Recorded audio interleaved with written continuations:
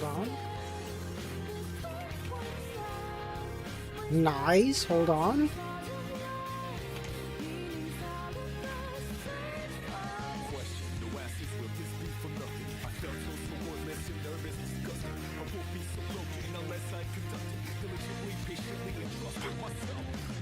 Okay, but this is the right thing.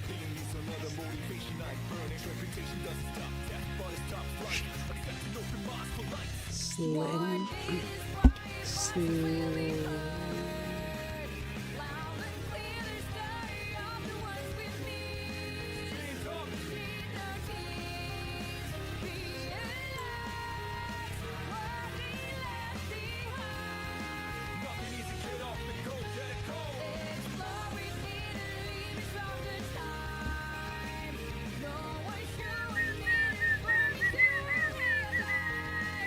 Damn it, how fun! Kami, how's it going, man?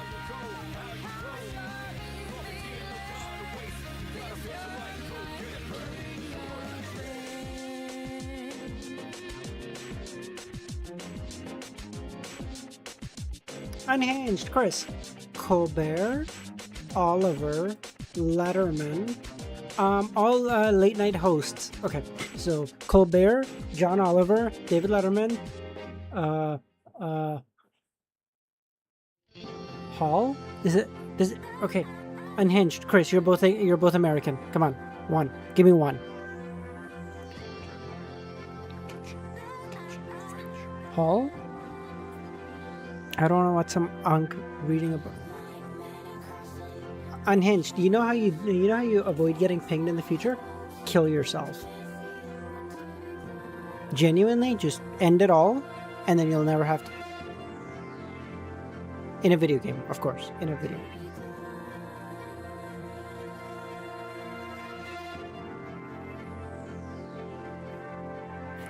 You can't do this to me. Stop.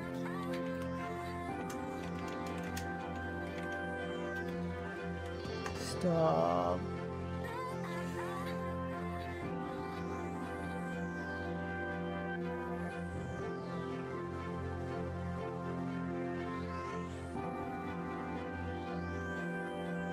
Stop. Someone's got to have something, right? Aaron, how's it going, man? Come on, someone give me one. I just need one. One. It's gotta be, I'm not wrong. It has to be. Lemon? Oh, yeah, it's not even a thing. That's a fucking red herring. Fuck these guys. These guys are assholes.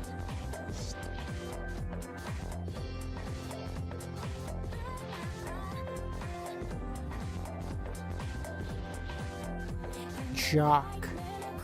Team captain.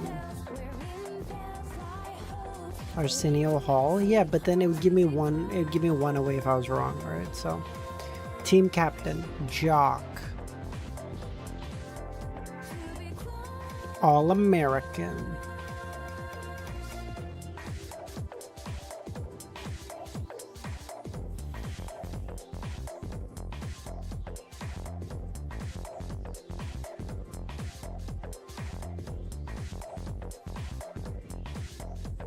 Hall.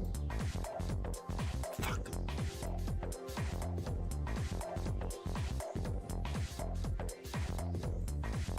Study hall, kitchen, conservatory.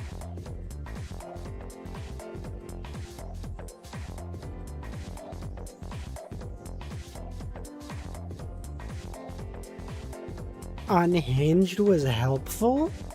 Boys, it's gonna rain a fucking shit ton tonight. What the fuck? Unhinged gave a genuinely helpful clue? What? Stop selling tortillas. They only have that old El Paso tortilla kit that are expensive as shit. You're gonna lodge a complaint.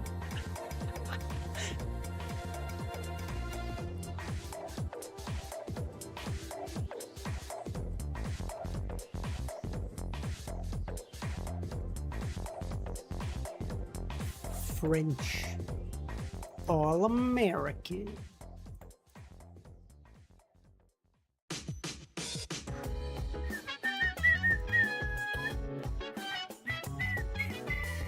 I used to do raps once a week. Now I can't. I gotta move to another store.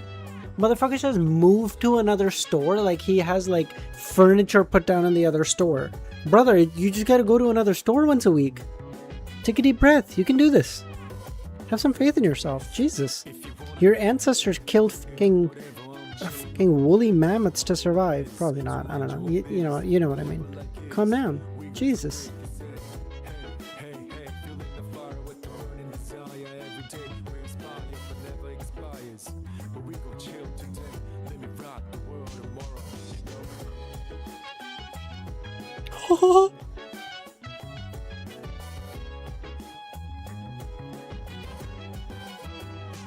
Discount French lemon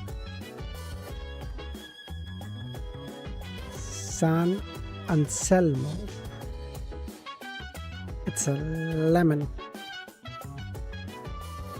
Or I pay €8 for delivery, but that's legit rotting in basement weed behavior. This motherfucker says taking even one step outside is annoying. But that's basement weed behavior. Okay, bro. Listen, I will occasionally have food delivered. Now, in fairness, I'm kind of lucky because I was like such an early adopter of Uber. I get like crazy good offers. I get like 60% off your order if you spend more than $1. And I'm like, brother, even with tip, it's cheaper if I order it on Uber than if I go get it. Okay. Okay.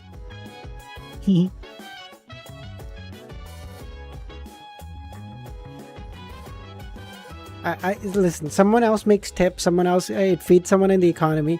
Fucking McDonald's gets their cut. I save money. Everyone is laughing across the board. It's literally a win-win situation.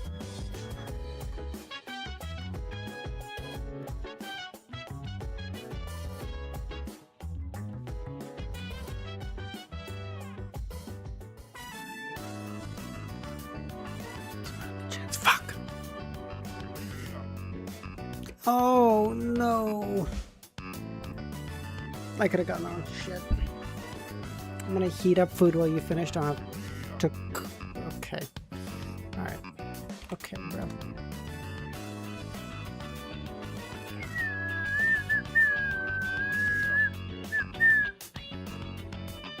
Oh, so close! Wait, I got a perfect once? When? Holy shit, I am goated with the sauce. What?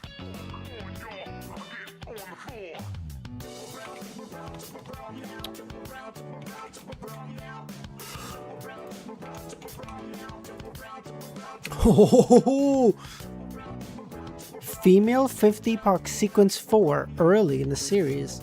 Audrey? No. 4s is too much. 4s.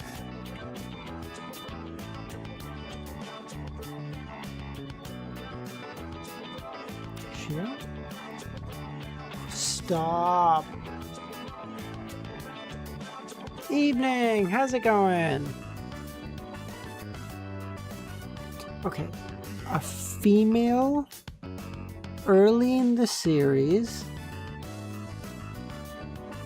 that reaches demigod status. Okay. Cat Leia would have been way too late in the series. She's sequence 3, really?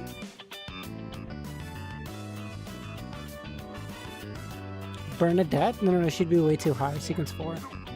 Or sequence 2, sorry. Not. How's it going, man?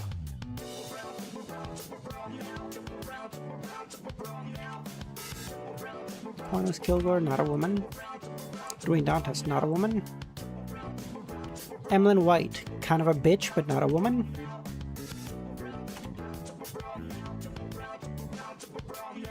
Tracy!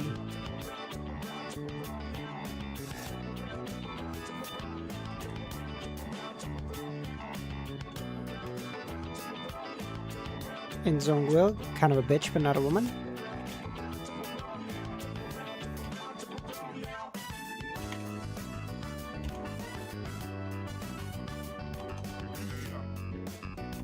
Crazy how for me, due to time zone, it became a morning stream today. Nice. Oh, because you're in China. Yes, yes, yes, yes. I catch you. Oh, you get YouTube in China? I thought you would have been like blocked out from. I don't know. Didn't they? I thought you couldn't access YouTube. Wow. Who the f is Klarman?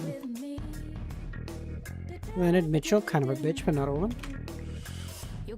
In the world, something.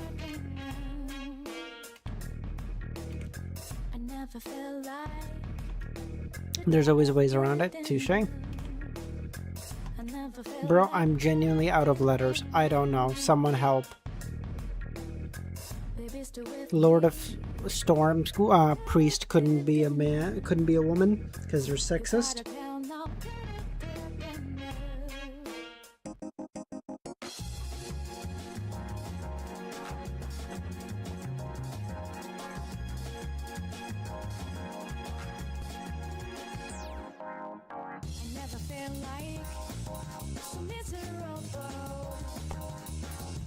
Who could it be? Early in the series, man. Early in the series, who would it be? No, it's the sequence at the end of the book, Unhinged. Sequence at the end of the book. Or end of when they died, or, you know, whatever, that sort of thing. You know? I don't think you know. I don't think you know.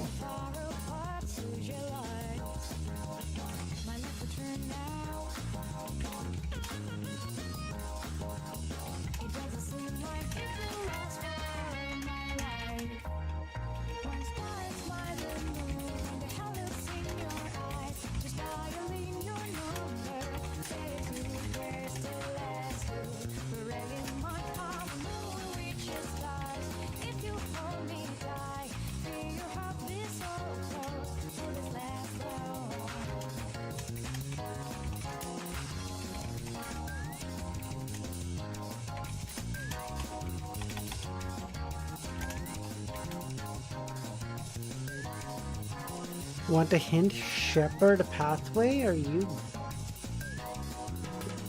Okay, first of all, Shepherd's not a name of a pathway, idiot.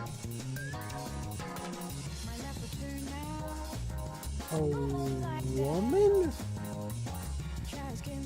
A woman of the Shepherd pathway? You sure?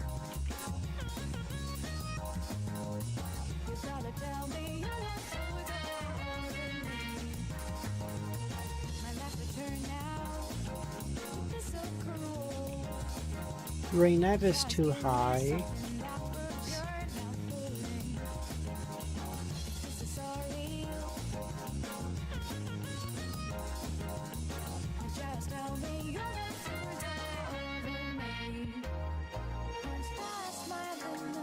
Let's not talk about it.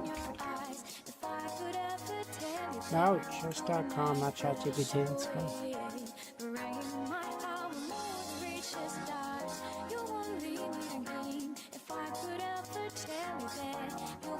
Special episodes just dropped too, but she's evil. We don't think about her. She betrayed the city of Silver. Wink.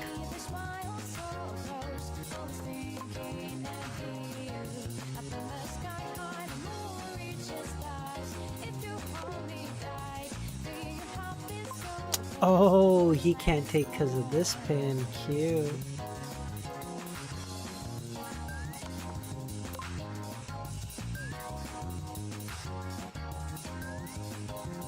Hold on, mate.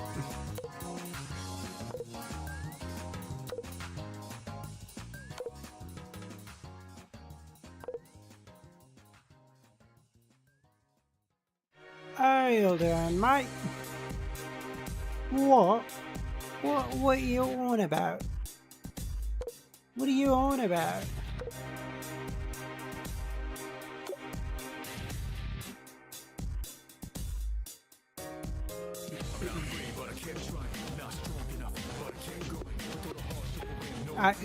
I think, yeah, the official line was, I had already betrayed the city of Silver, right? That was her dying line, if I remember. No, it's been a while since I read it, but I feel like that was her dying line, right? Right? What?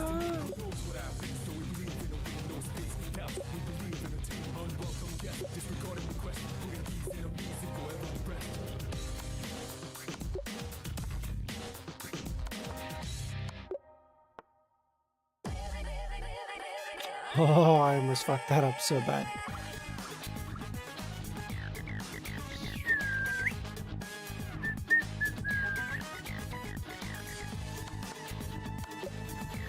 I have never betrayed the city of Silver? Nah, that doesn't sound right. She was evil. We know this. This is known.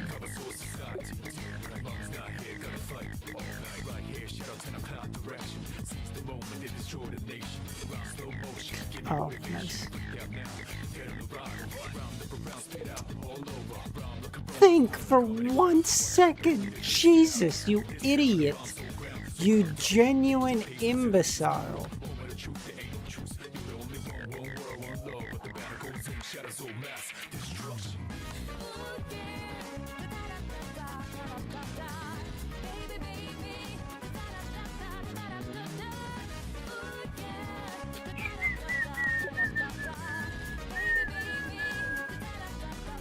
You are... Who's rage bait? Couldn't be me. What are you talking about? I'm just a silly little guy. I wouldn't do stuff like that, Evening. What are you talking about? How dare you? I resent the insinuation.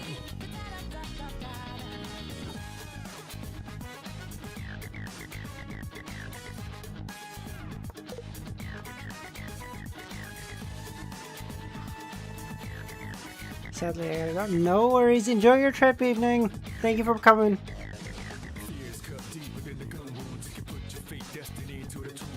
Get some cool LOTM merch, or better yet, get some for us.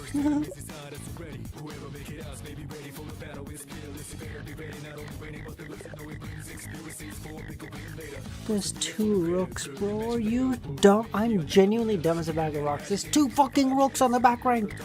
What are you doing? What, you think Tanisha would call me back, Kami, if I did? Da da da da da da da da.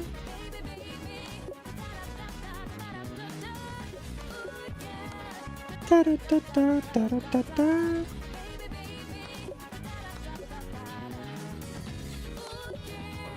Da da da da da da da da.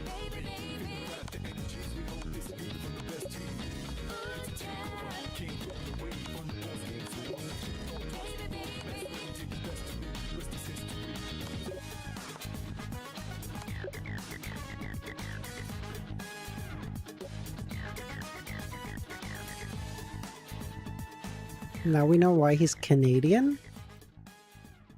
I don't get the joke.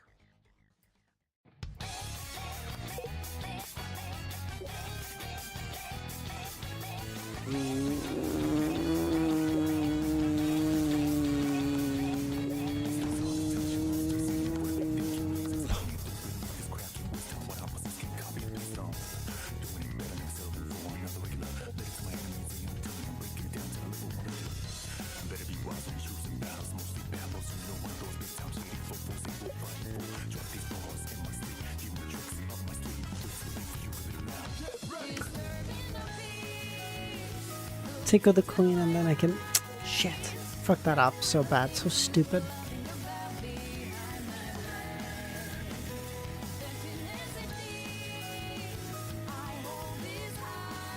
So here he takes... Oh, I'm black. Never mind. Then here. Here.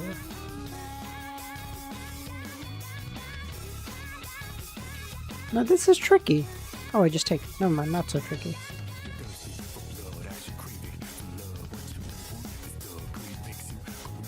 Castle. No, I can't, because that would put me in check, idiot.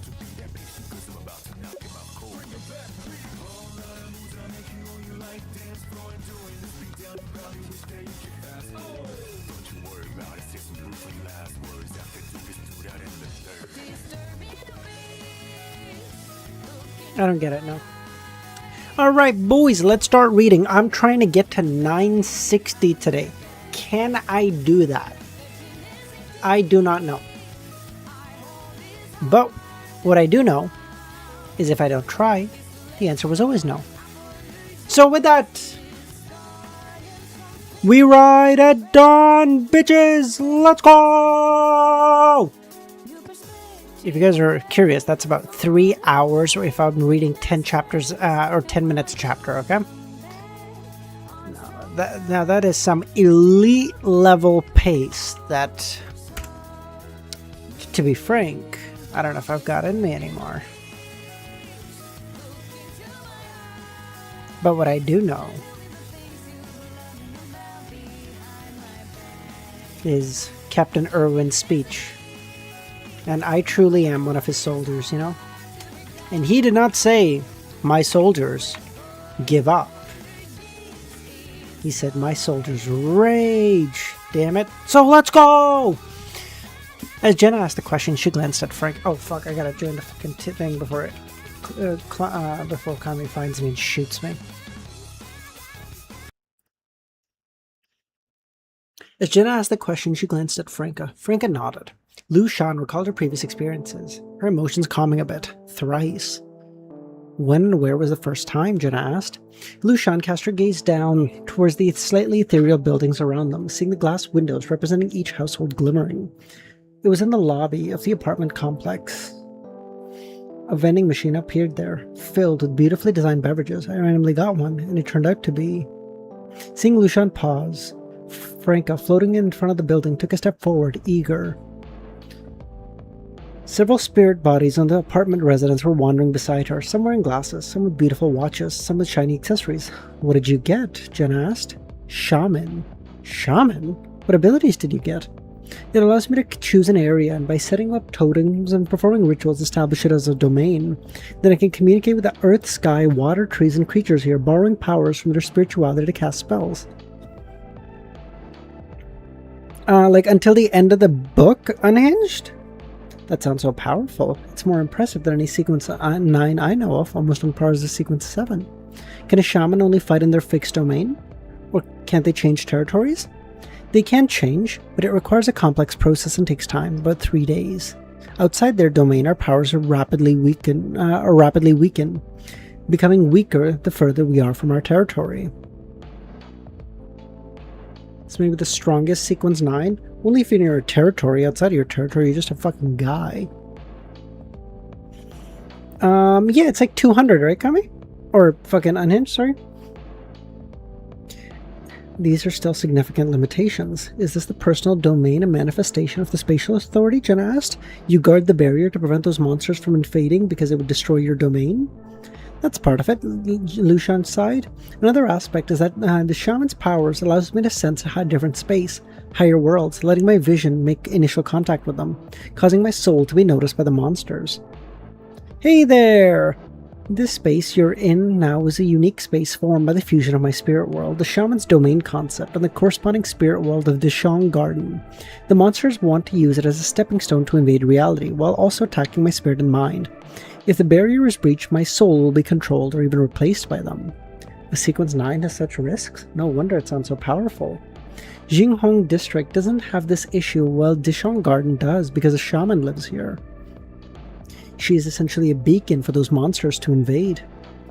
I'm no longer just a shaman. Even if this barrier is breached, it won't affect me much. The only problem is that everyone living here would be killed in their dreams, their abdomens ripped open, their organs ripped out.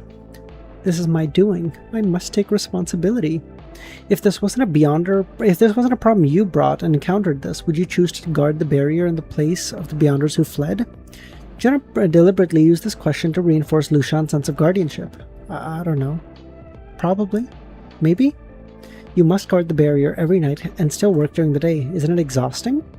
No, you can think of this world as my dreamscape. Being here doesn't really affect my physical state. I just need to take a rest during the day. This state made her feel like the protagonist of a novel or a comic, saving humanity.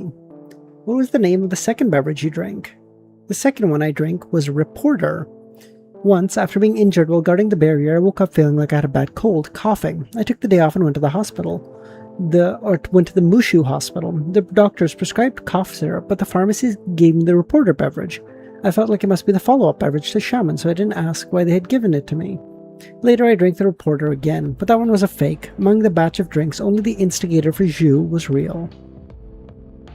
What are the abilities of Reporter? Observing, investigating, and covering the truth of the world, along with extreme speed. After drinking the reporter beverage, I sometimes feel that I had changed. I began to hate this world, hate the details that didn't match my imagination, hate the people and things I was dissatisfied with. I wanted to kill them all. And to remake these things, I had to pray from the help of the truth of the world, and the true world above. Then I heard that voice. What's after... After reporter is painter. What comes after painter? Jen asked. After painter should be literature enthusiast, someone skilled in imagination. I haven't gotten up there yet. That voice made me malicious, fierce, and cruel. As she spoke, Lushan burst out crying as if her heart were torn open.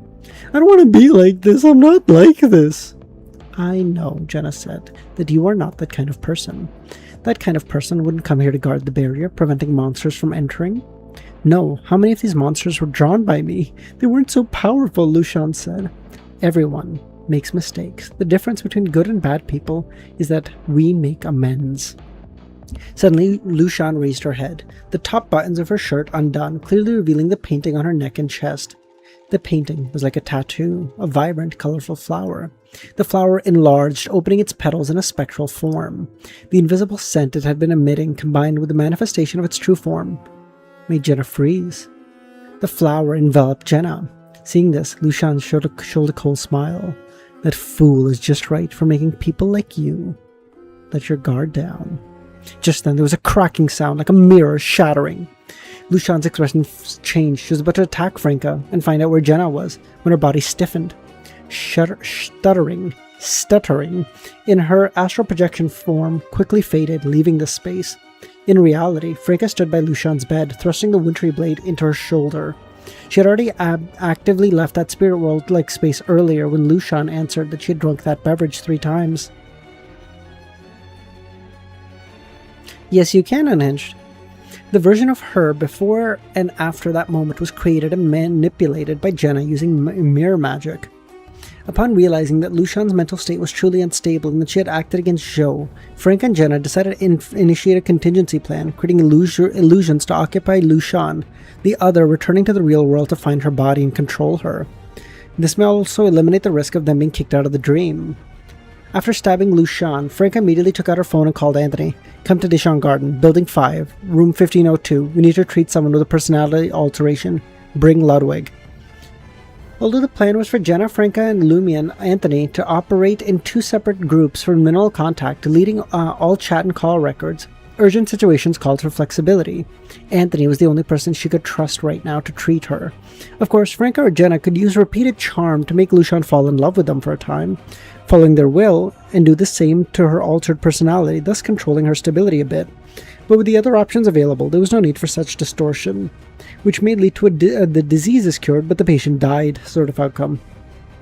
Anthony replied, understood, and Franka sighed and used invisible silk to bind Lushan. Then she removed her hair tie, letting her hair cascade down and touched Lushan's body, bringing about a stone rigidity at the points of contact. After a while, Jenna also came to room 1502 by climbing through the window. Were the invading monsters driven back? Frank asked. By the time dawn breaks, they should attack again, Jenna acknowledged, summarizing the key points of what Lushan had mentioned. What kind of extraterrestrial demon is this? Franka couldn't help but mutter. Jenna could understand every word Franka said, but didn't grasp the meaning. However, she was already accustomed to Franka occasionally blurting out some weird phrases anyway. As soon as she finished, the doorbell rang. Jenna walked to the door and cautiously approached. It was Anthony and Ludwig. The patient is inside, Jenna said. Anthony had driven himself to the garden. After a few days of observation, he had learned how to drive to an extent. He then persuaded the patrolling property manager to help with parking, card swiping, and pressed the button for floor 15. As Anthony walked to the bedroom, Ludwig's gaze fell upon the paintings Lushan had done. Can I eat them? These are just paintings. They still represent a kind of reality. Okay, Jenna said. She felt that these paintings were done by Lushan, and Lushan's condition at the time was unknown. There may be some contamination or hints left on the paintings. If Anthony managed to help Lushan, but the patient then saw some of her old paintings, it would be a waste of her companion's efforts. With the permission granted, Ludwig cheered and crumbled the paintings, stuffing them to his mouth. Will these give you some abilities? Temporarily, but the duration is quite short. I don't have anyone to deal with right now. Eating these is mainly to increase my spirituality limit. How have your studies been recently? Jenna asked. Ludwig's back stiffened. Inside the room, Anthony had learned the situation from Franca and lit some candles and dripped some pure dew. After completing the preparations, he signaled for Franca to retract the wintry blade. She pulled back the weapon upon hearing this instantly. Of course, she was still far from becoming an undead. The negative effects of the blade were also suppressed to sequence 7. As the blade was put away, Lushan's eyeballs rolled slightly under her eyelids and slowly opened.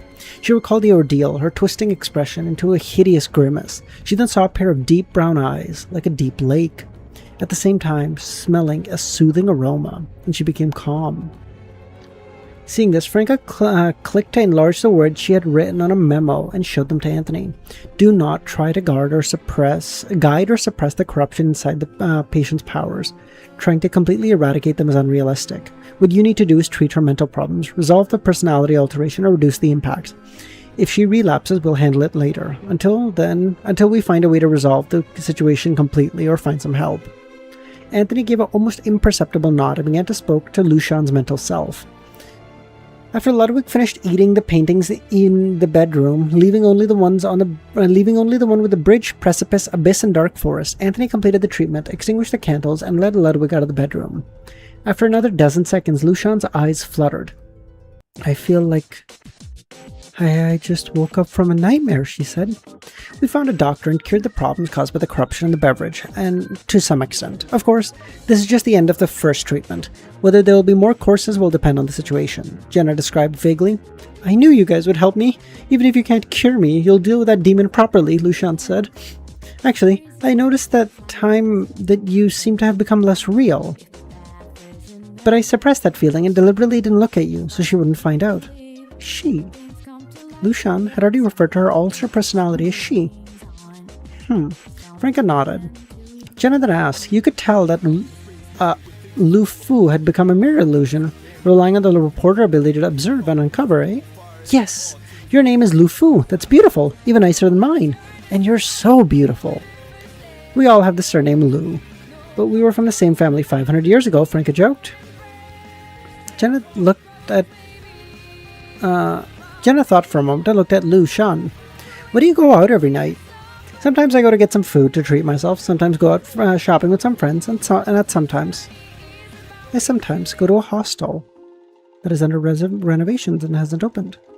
That's the latest demand of the voice, saying that after the hotel opens. Hostel or hotel? Because it said hostel in one place and now it said hotel once. It will bestow the literature enthusiast beverage to me. They both recalled this term, hostel. Is the money for opening the motel from you or another source? I was in part of it, spending all my savings. Fortunately, I had already bought this apartment before, so the remaining money wasn't too much. But lately, I've been seriously considering mortgaging the house to get a loan and get the hotel open ASAP. Money. Opening a hotel requires money. That evil god didn't give money directly, but made the bestowed offer it.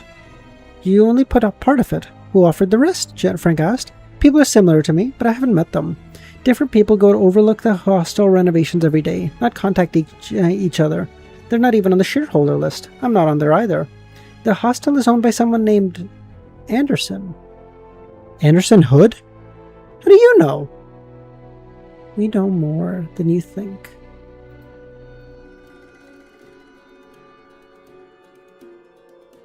You gotta make, even if you're a great old one. He's like, listen. You think I got here because I skipped rungs on the ladder?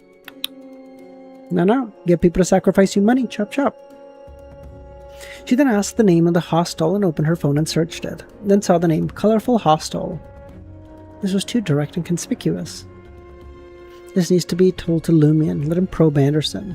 Speaking of which, he hasn't had an excuse to communicate with Anderson. The hunter hasn't been sending messages either. She was now afraid of waking the other party. After brief consideration, Jenna chose to step out of the bedroom and put her text input through to Lumion about the hostel. Lucian came and followed to the living room. Where are my paintings? She said. We've taken them. Okay. What about this one? It's the most dangerous, she said. It's not a painting I did. Soon after I drank the reporter potion, I received this. I don't know who sent it. I feel that the other me in my heart is also in the dark forest here. Conventional methods can't really get rid of it, Jenna said. What about the self-portrait? When you delete all the photos, it self-combusted, so I knew you had a problem, Lucian said. Did you try taking a photo of this painting? Did anything unusual happen? I couldn't. The photos would turn blank. I even tried throwing it away, but it just came back. Franca asked, can you give us this painting? We may have a way to deal with it, but we'll have to wait till the morning. After returning to their room with the painting, Jenna asked Franca, should we have Lumion contact Stiano? You should be interested in how to deal with this painting. That's one of the backup plans, but not the first choice. We currently know that Stiano is interested in photos that can spread online but can't be deleted. We're not too sure if he has the desire to research paintings that can't be uploaded to the internet. Besides, always owing favors to someone or owing too much is not a good thing. It must be repaid. It's similar to taking out microloans. Do it appropriately and moderately. So how do we deal with it? Jenna asked. Wait until dawn, then take the painting to the Dreamstar provision store. Huh? When you get to the store, ask the shopkeeper if she'd buy items with mystical elements and how much she'd be willing to offer. If she does buy it, this painting probably won't come back. Interesting. Based on the premise that only true gods can enter Mr. Fool's dream besides those who possess the mediums or special connections, as well as details like contacting the major arcana holders by sending letters to the Church of the Evernight Goddess's high-ranking deacons, the dim environment of the store itself, Lumen could actually guess the shopkeeper's identity and reality, but tacitly agreed not to mention it. If the shopkeepers agreed to buy this painting, it definitely meant she had a way to control the corresponding anomalies. Moreover, wasn't it normal for the provision store to focus on buying mystical items? What if she doesn't want to buy it? Jen asked. Then we ask if we can put this in her store for consignment. We'll pay a storage fee and give her a cut of the sale, equivalent to paying her to handle the anomaly. If she doesn't agree, then we'll contact Stiano. If he doesn't accept, you can take advantage of the daylight to find an opportunity to throw this at the police station. My spiritual intuition and mystical experience tells me that your process of dealing with this won't be very smooth. There'll be dangers. If the danger is too great, exit the dream. We still have 2 more chances. Don't risk your life. Agreed, Jenna said. Afterwards, she and Franca entered that strange space again and found Lucian once again guarding the semi-transparent barrier. Franca revealed her identity as a colleague and started chatting with Lucian, learning more about the details of Jaume and Grui and which details were worth noting. Which employees were worth noting in different departments. The result of the conversation left Franca and Jenna very satisfied. Later on, we'll need your help to convince Joe that he is the true Messiah, Franca said. We can't tell him the truth. He definitely won't believe it quite yet. Of course not. No one would. They would just think it's a prank, Lucian said. I don't believe it myself. When dawn broke, they automatically left that space and Franca got out of bed and took out clothes she was going to wear from the wardrobe today. There's a good chance you'll encounter danger and anomalies today, Jenna said, so it's better to dress in a way that allows for easier movement. Jenna nodded. Franca quickly washed up, took off her pajamas, and started changing clothes and muttered, after I became a witch and adapted, sometimes walking on the street I would feel pleased and happy with people's gazes. Maybe this is our narcissism. But there's a difference between enjoying myself and it being forced. If you're not used to it yourself, you definitely won't like it. It's like if you're in school, always requiring us to wear uniforms. Then there'd be some rebellious kid who didn't want to, preferring to accept punishment. Franca rambled on and on, and as if simply trying to distract herself. Clumsily putting on conservative flesh-colored stockings. Looking at herself in the mirror, Franca pursed her lips. Jenna watched the whole time without saying a word. After applying makeup that made her look less attractive, tying up her hair and putting on glasses, Franca walked to the door. Before leaving, she turned her back and smiled at Jenna. Thank you for not saying you look beautiful, or it suits you. But he seemed a bit relaxed. But he seemed a bit amazed just now. That made me feel better. Yes, Jenna said. Franca waved and walked out. Close to 9, she carried the painting and left the building 5. She chose to take a ride-hailing car to the store instead of taking the subway, then switching to a bus, afraid that the painting's anomalies may affect the other people. As Jenna walked, she came out to a lobby and came to the roadside, seeing a white sedan waiting. After opening the car door with one hand, she glanced at the driver's seat, confirming that he wasn't wearing a monocle. Jenna sat on the back, placing the painting on her lap. After verifying the last digits of her phone number, the driver started driving. Suddenly, she felt her breathing become heavy. But there was no anomaly around her. It was as if another her was being pushed to the sea, and the feeling of drowning was transmitted through a mystical connection. Without hesitation, Jenna took out a mirror, plucked 2 strands of her hair, and tried to stick them to the mirror surface and burn them with a demoness's flame, attempting to cast a black magic related to mirror substitution, trying to transfer that connection to the mirror. And Jenna, at this moment, had a hallucination. Saw a swaying emerald green wave in her own hands, flailing uncontrollably, struggling to swim to the surface. But there was a force pulling at her legs, dragging her down. Simultaneously, a pale, swollen hand reached out from nowhere and covered her mouth. Jenna showed obvious signs of drowning. Her nose, respiratory tract, and lungs became uncomfortable. Fire King! How's it going, man? Long time no see. She wanted to use her substitute, but couldn't sense those mirrors. She seemed to be separated from those in different worlds, even the mystical connections cut off. Suddenly, silent black flames flowed from Jenna's eyeballs, nostrils, mouth, nose, and ears. These flames covered her body, burning from the inside out. On the outside of the flames, frost condensed, encasing Jenna. On the surface of the sphere, countless invisible silk retracted, covering layer by layer, forming a cocoon. Harsh, no worries, man. I appreciate you popping by, man. Jenna no longer felt the agony of nearly drowning, but she couldn't sense her body. In the next second, she found herself walking on a bridge. On the other side of the bridge was a steep cliff. Have I entered the painting? Jenna tried to turn around and return to the starting point of the bridge to escape, but she couldn't control herself and watched helplessly as she continued on. At this point, 2 people walked out of the forest. One was Lucian and the other Jenna herself. The bridge suddenly broke and Jenna fell towards the dark abyss, towards the bottom.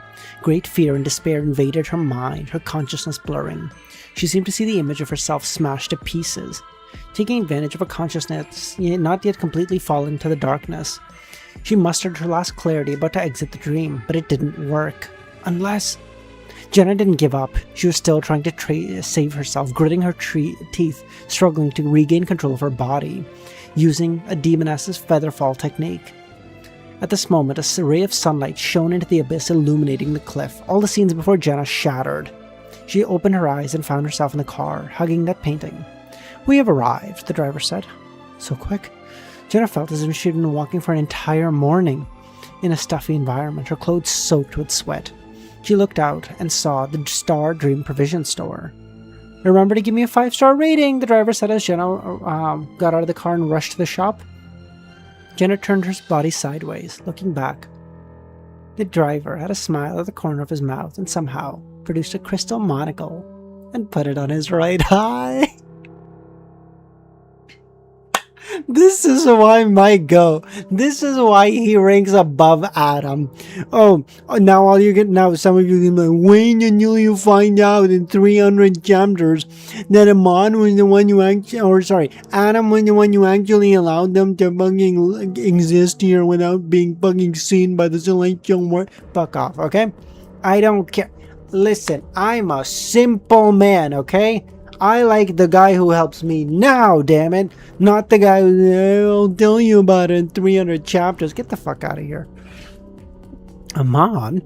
Jenna was stunned. She understood why she had been able to arrive at the store and escape that deadly hallucination at a critical moment. Amon had provided help, or the consequences would have been unimaginable.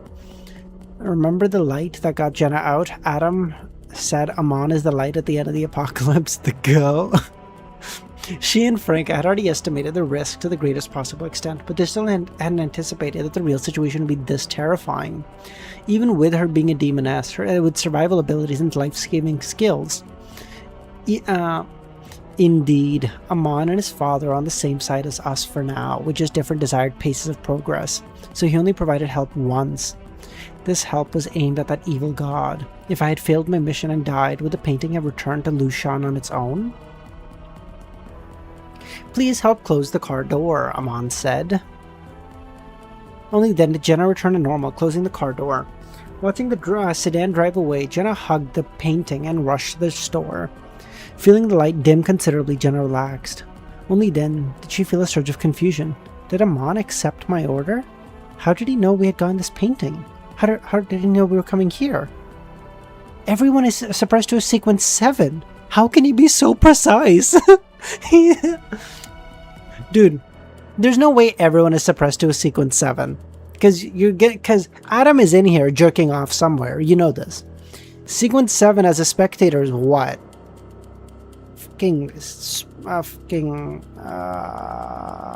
Psychiatrist? Fucking useless. Nothing. With everyone being suppressed, could it be that the true gods are a bit special even here? So did Amon accidentally save me with the help of his father? This could explain why this painting was so difficult to resist, not even giving me a chance to save myself. If we're all sequence 7, it shouldn't be like this. Or perhaps I had a chance to escape, but with it being my first encounter with this kind of attack, I made a mistake somewhere. This could explain why this painting was... Nope, already read this. Jenna suppressed her thoughts and walked to the cashier at the back of the store. Do you buy items with mystical elements? Jenna asked. The shopkeeper slowly raised her head, and the blazing sunlight outside appeared to be obscured by the clouds. Yes, we do, she said. Oh, thank God. Could you take a look, see if it meets your requirements and how much? The shopkeeper reached out, brought the painting in front of her, and looked at it for a few seconds at 30,000. How much? It wasn't that she thought this bizarre oil painting had no value, or that it wasn't worth this much, but rather, for them, this was a burden and something they would pay to get rid of. If the shopkeeper had said she would take the painting for 30,000, Jenna would have discussed it with Franca and paid. As thoughts raced, Jenna considered a possibility. The shopkeeper of the store was clearly an ally, and the current behavior was to provide funds for the team. And money had a direct symbolism in this city, not giving it directly, but using this opportunity to buy an item. Is it because certain rules of the city must be satisfied? Dude, even in his dream, passed out, drunk, in a drunken stupor, Klein is like, money must be exchanged for fair, equal goods. Or otherwise, extortion must be occurring, or there is a monopolistic market that exists, not exuding true free market values. What the fuck is this guy on? Equivalent exchange? If that is the case, it must have been quite difficult for major arcana holders to provide true 2,000 startup funds for each person. Jenna had thought about whether she should haggle a bit. They were allies, they should be happy to see this, right? Nah, but Jenna abandoned the idea. The person across from her was the manifestation or projection of a true god. In the terms of dream consciousness, every item has an estimated value. Alright, she said. When the shopkeeper actually transferred 30,000 yuan to her, she regretted letting Ludwig eat the other ones. They may have been worth something too. But those are just painted by Lushan, probably not worth this much, right? Thank you, Jenna said. As she left the store, the bright, brilliant sunlight from high fell upon her, giving her the feeling that danger had passed. Only then did she begin to feel fear in hindsight. She still had so many things she wanted to do, and people she couldn't bear to part with yet. At the entrance of the tech building, Franca ascended the steps. Her current attire was something she had never worn, giving her a sense of insecurity, also making her more sensitive to gazes and appraisals, feeling that the admiring ones were still acceptable, but those she previously considered impolite and a bit disgusting seemed to have increased, or perhaps she just noticed them more. This seemed to be because of her makeup, attire, and appearance. Why are you so disappointed, asshole? Franca secretly gave a middle finger and cursed under her breath. She finished climbing the stairs and looked towards the security guard, but didn't see Lumion. I thought we could communicate with some eye contact, pretend not to know each other. Fuck. Inside the surveillance room, Lumen sat in front of several large screens divided into multiple scenes, carefully scrutinizing each image from a not-so-short distance. Yesterday's minor incident had given the security director Grimm an excuse to arrange for him to watch the surveillance cameras on rotation, no longer needing to guard the main entrance. Although he had deliberately made herself, Lumen quickly noticed Franca. Although she had made herself less attractive, He still recognized her. It's a pity that lie now only equates to a top-level makeup skill and can't adjust height or figure. Or that disguise would work even better. She's still way too eye-catching. Seeing this, watching him so intently, the security guard sitting next to him said, "Lee, my stomach hurts. I'm going to take a dump. Keep an eye on things." Okay. This couldn't be better. Maybe there's even a chance to check yesterday's surveillance footage. See how Joe reacted to my employment in private. After his colleague really left, Lubin saw that Franca had managed to squeeze into an elevator after 2 failed attempts. Suddenly, the big screen showing the situation went black. What? After just a few seconds, a person appeared behind him. Grim. Grim said, in a casual manner, "Be careful of Huang Tao." Why? He has betrayed Mother, and is no longer Mother's child. No longer. He was before, but not now. Madam Magician mentioned that in the Vortex event, although Roselle perished, he was severely injured by the strongest broker. He also severely injured the strongest broker, breaking free from the corruption of the Great Mother and restraining hope for resurrection. This and Amon obtaining Mr. Fool's consent to reborrow power from his past self are different components of the same thing. So Mr. Fool learned of Roselle's status. His subconscious cognition changed accordingly. This made him realize another problem. Yeah, because he was corrupted by the Great Mother to try to balance out the corruption or whatever, right? And then, he was corrupted by the Great Mother, and then the undescribable mist or whatever the fuck tried to balance out the corruption. But now that he's died, and so now the corruption has kind of balanced out, so he's not really considered the same. Is that the reason? Sorry, the Vortex incident. Yeah, okay. Previously, he only knew that accidents and encounters in the dream might reflect in reality. I love how you can just be like, damn, I got corrupted. I'm gonna die. You know what I need right now? More corruption, baby! You're like, what the fuck? Previously, he's like, it's like, I don't know if you guys, have any of you watched House MD, by the way? So House MD is about this fucking doctor who's just a genuine sociopath, who's just fucking treating people in like the most fucking sociopathic ways, just no tests, just pure gut feeling. So there's like an episode where there's like a guy who has like Hep A and Hep B, hepatitis A and B, and they're like, he's gonna die, it's too late, nothing's been done for so long, it's over. And House comes in and goes, we gotta give him Hep C. And they're like, what do you mean? He doesn't have Hep C. What? And he goes, yeah, but there was a study done once. 1 in 50,000 people that they gave Hep C to that had Hep A and B. The Hep C killed the Hep A and B. And you're like, what? And they're like, do it now. It's the same thing. It's like, hey, I'm corrupted by a great old one. I'm corrupted by 2 great old ones. I'm so cooked. You know what I need right now? The corruption of a 3rd great old one.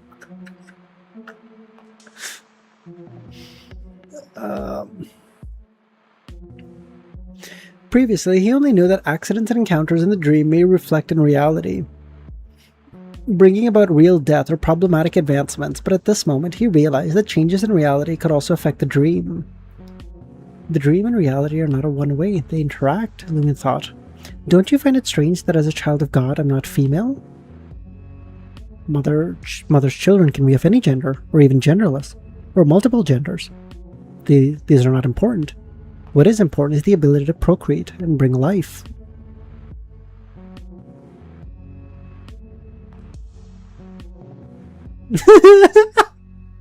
That's a great joke, dude. That's a great joke.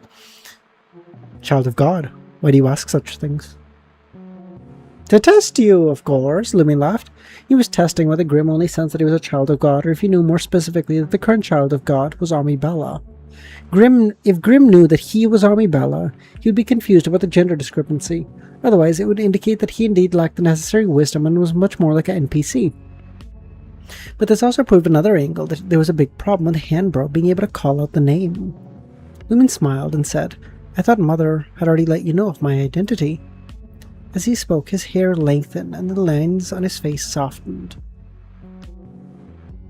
Fuck, dude, 11, dude, I might have lied. There's 13 more chapters to go. I can't, bro. That'd be like 2 more hours. I gotta go to the gym. Grimm's eyes suddenly reflected an indescribably beautiful face, but it vanished in an instant, like an intoxicating yet elusive dream. Lumen already transformed back into his male state, his gaze returning to the surveillance screen. After a few seconds, Grimm remarked, "When I was looking at the files transferred from HR, I was thinking that a 22-year-old with a 7-year-old was very suitable to be a mother's child. But I didn't expect..." No, I'm at least getting... No, 950 is not the question, Chris. No, I'll at least get there. I'm probably going to go to like 955 at the very least. I just mean like, damn, 960. I might have been fucking writing checks that my body can't cash, you know? Who would have thought? So Grimm stood up and left the surveillance room, and in just a few seconds the cameras resumed. Not long after, the security guard who had left to defecate came back. The team lead didn't come, did he? No, Lumen answered. Simultaneously, he added, the team leader indeed didn't come, but the director did. Just then, Lumen's phone vibrated. He turned his body, facing away from his colleague, and took out his phone. The vibration was caused by a WeChat request. The applicant, Intes Group Grimm. Lumen accepted, and took a moment to look at Grimm's took the opportunity to look at Grimm's moments. The most recent post was, "Children are more important than money. Offspring are more important than work." Accompanied by 9 photos, with each a different child. As expected of the mothers chosen, I suppose. Mr. Fool's subconscious is too conservative, only giving Grimm 9 children. He planned to inquire about what Grimm had been doing recently and how well he'd been doing it, under the pretext of the superior's assessment next time. 10th floor, Intes Group Administrative Department. Franca, led by an HR employee, met Zhang Qing, the deputy director, one of the interviewers. Zhang Qing looked at Franca a few times and felt somewhat amazed, of course, based on her state during the interview as a reference. He could only say that her figure was indeed quite good. Zhang Qing began to feel a headache coming on, worried that this new employee may actually be blindly arrogant and set her sights on Mr. Huang, hoping he had hoped that she would work honestly and diligently do her job. This was his daily state, facing beautiful women of various styles, and as a man it was inevitable to have some desires, but thinking that any of these beauties may become Mr. Huang's mistress at any time, he had to restrain himself. This made him physically and mentally exhausted. Dude, his office is the cuck chair. Dude, he's the executive cuck. He's the executive cuck that they talk about.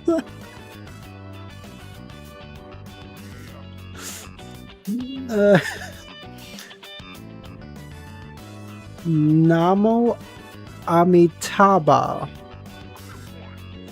I feel like I heard this name in the fucking Black Myth Wukong game. Am I crazy? Finally, he said, "I'll find an experienced employee to guide you. Your position will be arranged near that person." A Buddhist chant to calm down. Oh, so I likely did hear it in Black Myth Wukong then. "Can you ask Lushan to guide me? I live close to her, so we know each other." Zhang Qing nodded. Okay. He stood up, led Franca out of the office, and introduced her to other employees. Franca saw a series of beautiful women, all striving to highlight their characteristics. These women are all alert at Franca's gaze, but as their gaze fell on her and scrutinized, they relaxed. Some of them perfunctorily greeted her and then picked up their makeup mirrors to touch up their makeup, while others chatted with Franca. Franca, having managed a large number of dancers before, was not at all unfamiliar with such occasions. Seeing this, Zhang nodded. Indeed, she has 3 years of work experience, and evaluation from her previous jobs are good. Well, after seeing so many star-like beauties, she shouldn't have unrealistic thoughts, right? Franca noticed that about half the employees here were working seriously, among them some very good-looking women. Some of them were purely attracted by the high-ranking salaries in Intes Group, but not very interested in Mr. Huang. Others planned to establish their image as a capable woman, thinking that Mr. Huang liked this type. After introducing Franca to the employees, Zhang Qing stopped near Lushan's position and said, "Lushan has gone to the Foreign Trade Department and will be back later. Since you already know each other, I don't need to introduce you. Well, Mr. Ed is currently entertaining guests and is not in the company. I'll take you to meet him later." Referring to Edward, the VP of the group. Entertaining distinguished guest. Zara Toolstra? Oh, I remember the Zara Toolstra, yeah. That Klein had to, for some reason, pick him up from the airport or some bullshit, right? Oh, wait. Bits and pieces are coming back to me. Oh my god, it's like amnesia memories flooding back in. This person is most likely the subordinate of the Celestial Worthy, suspected to be the Seer Pathway Angel, currently possessing Loki. She then sat down at the desk not far from Lushan. After Jing left, Franca sat in her position looking around. So this is what working is like. During the time after her transmigration, when she lived on the original body's savings, she naturally thought about not eating away at his savings, but she didn't understand the skills the original body knew, and the original body had no education. Almost no job lasted a full month, but there were a few times when she was almost even beaten up. In her view, this was no different from doing internships or summer jobs during the college, but now was her real first job. After observing, Franca saw those paintings on Lushan's desk, and her heart skipped a beat. The ones at home have been cleared up, but there's still some here. After some consideration, Franca stood up, walked to her seat, and tore all the paintings that could be torn, and threw the rest into the trash can. As she finished doing this, she felt someone watching her and turned around. And saw it was Zhou Mingrui. Fuck. Seeing Zhou's confused expression, Franca said, Lu asked me to deal with it. Zhou looked at the paintings and items in the trash can and said, she asked you to throw them away? Yes. Where did she go? I have something to ask her. She went to the Foreign Trade Department to coordinate something. I see. Are you transferred from another department? I don't think I've seen you before. I just joined, Franca said.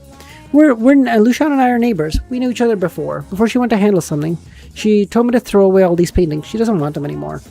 Doesn't want them? Did she give you an internal recommendation? No, I couldn't possibly do that, Franca said. Maybe the admin district has been more busy recently and needs some people to hire. She didn't want Mr. Fool's dream image to think she was a gold digger after all. Zhou Mingrui exchanged a few more pleasantries and left the department. Franca sat back and sighed.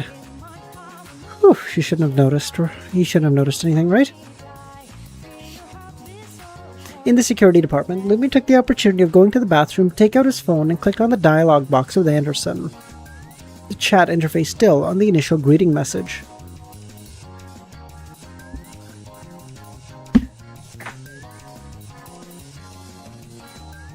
I picked up like 2 words from all of Black Myth Wukong. I picked up a word, I know what neither of these mean. I picked up the Amitabha word, and then I picked up the...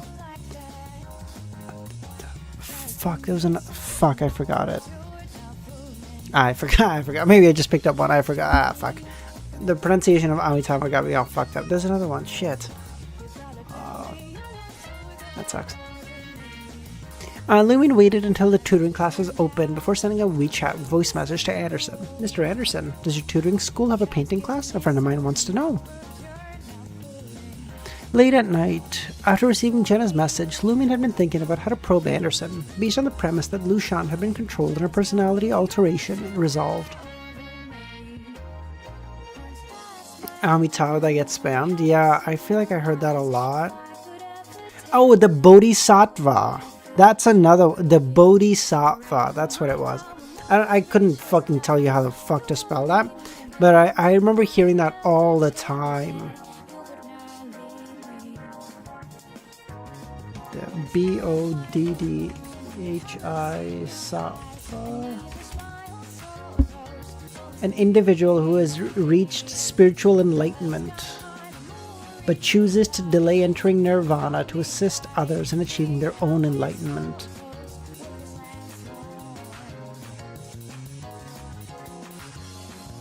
Hold on. You can just do that? You can just be like, I'm enlightened, but I'm not really enlightened? Do you think a bodhisattva, by that definition, would be like equivalent to a half-grade old one? If we're going to say a Buddha is a grade old one, I think we can say a Buddha is roughly equivalent to that, right? Like you're enlightened, you're one with the universe, whatever. A Bodhisattva is like a half-grade old one because you're like right there, but not quite. You're like, I just got to take the final step, but like I'm doing something. Late last night, after receiving Jenna's message, Lumen had been thinking how to probe Anderson. Based on the premise that Lucian had been controlled and her personality altered, he felt this matter was not urgent. There was no need to screenshot the legal representative and shareholder information of the hostel and send it to Anderson. He planned to start with the painting issue, making initial probes, preferably without alerting Anderson. Anderson didn't reply immediately, and Lumen didn't linger. After putting his phone in his pocket, he walked to the surveillance room. Looking at the large screens, his mind flashed through some experiments. After observing Mr. Fool's dream manifestation, Joe and the others around him. First, contact Joe during the day and leave an impression. Contact people close to Joe divided into multiple stages, eliminating suspicion of one target before contacting another, and so on. Contacting Joe again during the day, leaving a deeper impression. Establish a good connection with Joe during the day when they can chat, hinting at the existence of Beyonder powers. First contact with Joe at night. Hint at Beyonder powers and goodwill to Joe at night. Based on the results of the previous experimentation and info gathered, formulate an awakening plan. And then action outline for Lumen's team. Currently, the first 4 parts have been completed without any member being kicked out or restricted. The third part was spreading through all subsequent steps, and the team members responsible for contact had to self-isolate for a day and night before continuing. The danger gradually increased in latter parts, and Lumen didn't think about avoiding it. Only by knowing what could be done and what couldn't would lead to immediate expulsion and what would take time to explode, could their team officially enter the 8th part of the action plan. At this point, Lumen wasn't worried or afraid. He was worried and afraid of not being able to find reasons for failure. With this mindset, he approached many things with a testing attitude, including the information shredder and how that worked. Whether Stiano was trustworthy and what relationship Anderson had with the painter pathway. After obtaining the test results, he would contact the major arcana holders to compare accounts. They had consulted the major arcana holders from the beginning, formulating preconceived notions and fixed patterns. They may not have tested some things, and thus wouldn't have obtained their own results. Their mind would only have a conclusion given by the major arcana holders. Seer, how's it going, man? As Lumen was pondering what to do next, he noticed an extra person in one of the surveillance footage.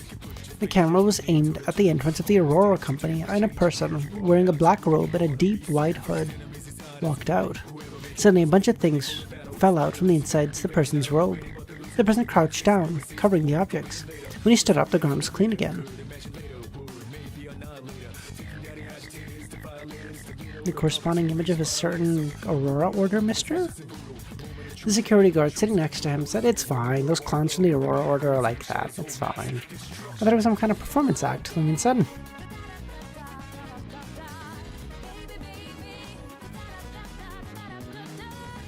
In the admin department, Lucian stood confused next to her position. "I helped you throw away those paintings," Franca said. "Oh, I'd forgotten about that. I can draw some later. Can I still paint?" "Yes, it doesn't affect your ability to use your powers. Director Zhang asked you to familiarize me with the work." "All right," Lucian said. "Oh, I forgot to tell you last night, there's a very fierce young security guard here. He even dares to confront those MCN people. He's quite handsome, but don't tell anyone. He has a son already." Theoretically speaking, I'm a child's mother. One of them, I suppose. "Doesn't that mean he has a child in middle school?" Francis asked. After chatting for a while, Franca returned to her seat and entered work mode. After familiarizing herself with the office system, she rotated her chair and stood up. She saw Lucian holding a pencil, focused on drawing. What the fuck is she drawing? Franca walked. She found that Lucian was sketching her own portrait again. What are you doing?" Lucian was startled and stopped. "You scared me. I thought only Zhang caught me slacking off." Why would I draw this?" she said. "Oh, don't worry. I'll handle it," Franca said. In case I did not know, I just thought MCN was like a fucking short form, like CNN. I don't even consider it. Okay, but thank you, Kami. Lucian, uncertain and frightened, leaned forward again and added the last few strokes. As she finished drawing, Lucian in the sketch presented a state as if about to come alive. Franca grabbed the drawing and black flames burned in her palm. The expression in the painting became painful, resentful, and hated. In the blink of an eye, the drawing curled up, showing signs of spontaneous combustion, and fell to the trash can. While completing this, Franca used the mirror maze through the transparent screen with the side of the desk, Lucian's screen, and the mirror being used by a nearby colleague for makeup touches to deal with the camera surveillance, not leaving any beyonder powers. I feel like my whole being is much lighter and my mood better, Lucian said. Treat it as another release of negative emotions, Franca nodded. Currently, we can only treat your symptoms, not the root cause. Simply put, we cannot cure your disease. So, be vigilant, do self-examination, and if you find something wrong, come to us. Do not delay. Power is a double-edged sword, and it can harm others and yourself. I understand. I hope I can hold out until I retire. No, even just a couple more years. If you can hold on, you must. It's like some disease that were terminal in earlier years, but if you cooperate with treatment and try to prolong life with technology, they cannot be cured. In the future, we may become stronger or meet stronger people who can solve the corruption. I'll try, Lucian said. She picked up her phone and found Jenna with the nickname Nana and Lily had left her a message describing the dangers encountered on the way to deliver the store, and the final result. Jenna felt a wave of fear, regretful that she had accompanied Jenna. She had anticipated great danger, but thought Jenna, who could handle it. Jenna had almost really died. Fortunately, Amon and his father helped. Jenna's experience also provided us important intel. In the future, when encountering people and objects at the painter pathway, we must be careful about not being able to exit the dream. Franca forwarded Jenna's message to Lumion. After confirming that Lumion was fine and had received the warning, Franca looked at Lucian, understanding why her situation had suddenly relapsed. Inside the surveillance room, after deleting the message from Franca and Jenna, Lumion pinged Anthony. At this time, Zhu Jinyang, the leader of Security Team 2, entered the surveillance room and patted the shoulders of his subordinates. After work, let's go visit Old Wing and Old Ding together. They're out of danger now. I don't know who the fuck those... After visiting the hospital, let's gather all the folk who aren't on shift. It's also time to welcome Little Lee to our team. Old Wing and Old Ding? No one could guess who they were talking about, but still had to put on the weird expression. Oh, you didn't see? Several of our folk were struck by lightning. Fortunately, it wasn't people from our team who died. Damn, how did they get struck by lightning? Oh, I remember. Which hospital are they in? Mushu Hospital.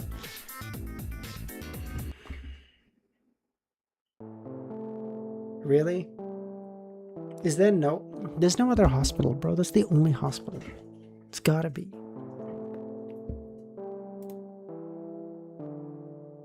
That got me.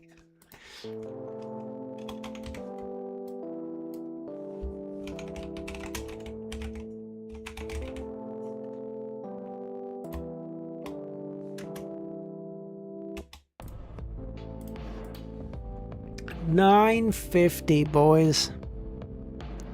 They just shoot you for a sec. Damn. So really, guys, by what? This end of this weekend? Start of next week will be at chapter 1000? What? So at the very least, I end this month at like 1100. So next month we're for sure done the series. Boys, that's amazing. It really is Mushu Hospital. Lumen wasn't surprised at all. Alright, he said. He had thought about it, as at an important base for evil gods to influence the Dream City with some degree of cooperation with the Celestial Worthy, the Mushu Hospital must be unavoidable for many things. So rather than that, why not take the advantage of the daytime while their actions hadn't yet reached a critical stage?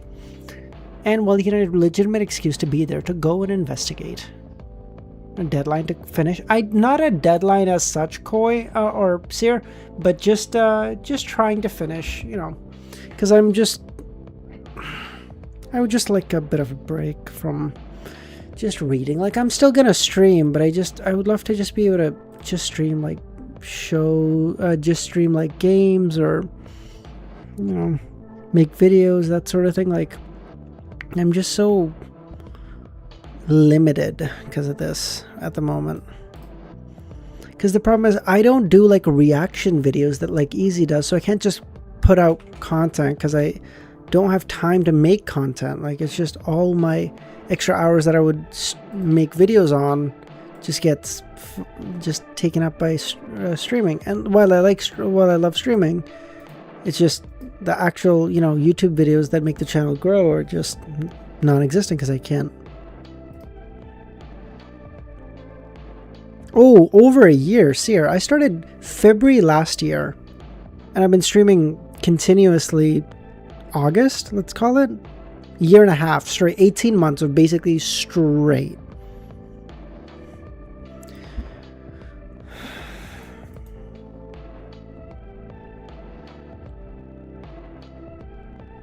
After seeing off Zhu Jinyang, Lumin stayed in the surveillance room until almost noon. He and his shift partner waited for their colleagues to relieve them and then went downstairs in the cafeteria to have some lunch. They didn't get meal allowances and the cafeteria wasn't free, but it had a lot of options and the prices were quite cheap. So whether from the headquarters or branch offices, many employees all liked eating here. Even Mr. Huang would occasionally pop by. The only problem was that during the lunch rush, the cafeteria was packed. As security guards, when they could go to the cafeteria depended on when their colleagues came to relieve them. So everyone agreed to come a bit earlier to avoid peak hours.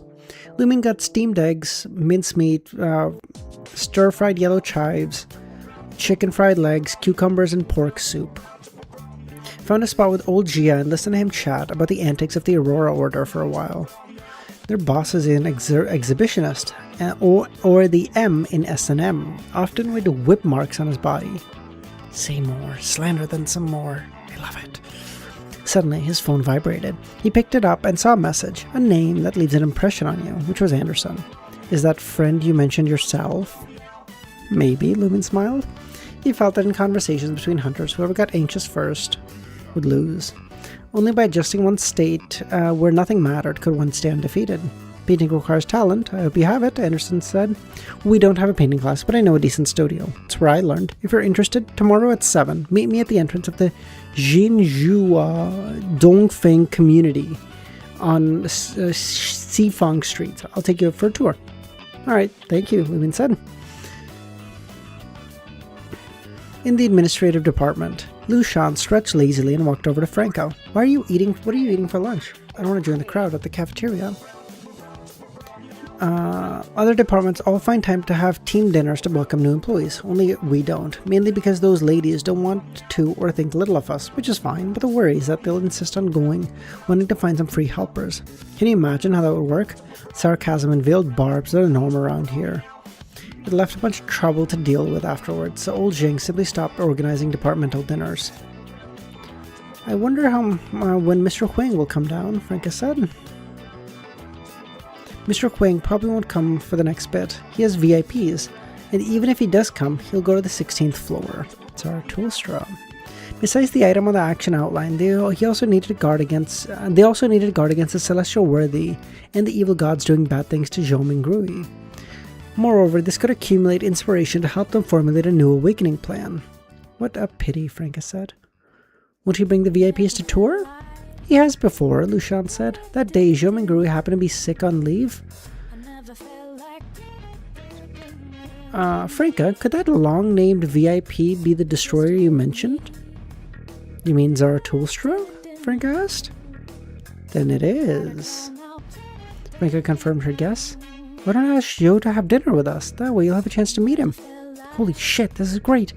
She had thought it would take her and Lumin a week or two to naturally contact Zhou through work matters. Who knew it could happen so quickly? No, this is too advanced. We can't. Seeing that Franca hadn't answered, Lu Shan smiled. He owes me a few dinners. Every time he asked me for information, he said he'll treat me to a meal the next time. So far, he's only done it once. Welcoming my bestie to the company is a good reason. Seeing that, she picked up her phone and messaged Zhou. After a while, she waved her phone and said he agreed, but he said it would be dinner tomorrow because he has work tonight, and tech people have too little lunch break time to go out to get something nice to eat. He agreed just like that? Helping Lu was the right choice. This is karma. I'm telling you.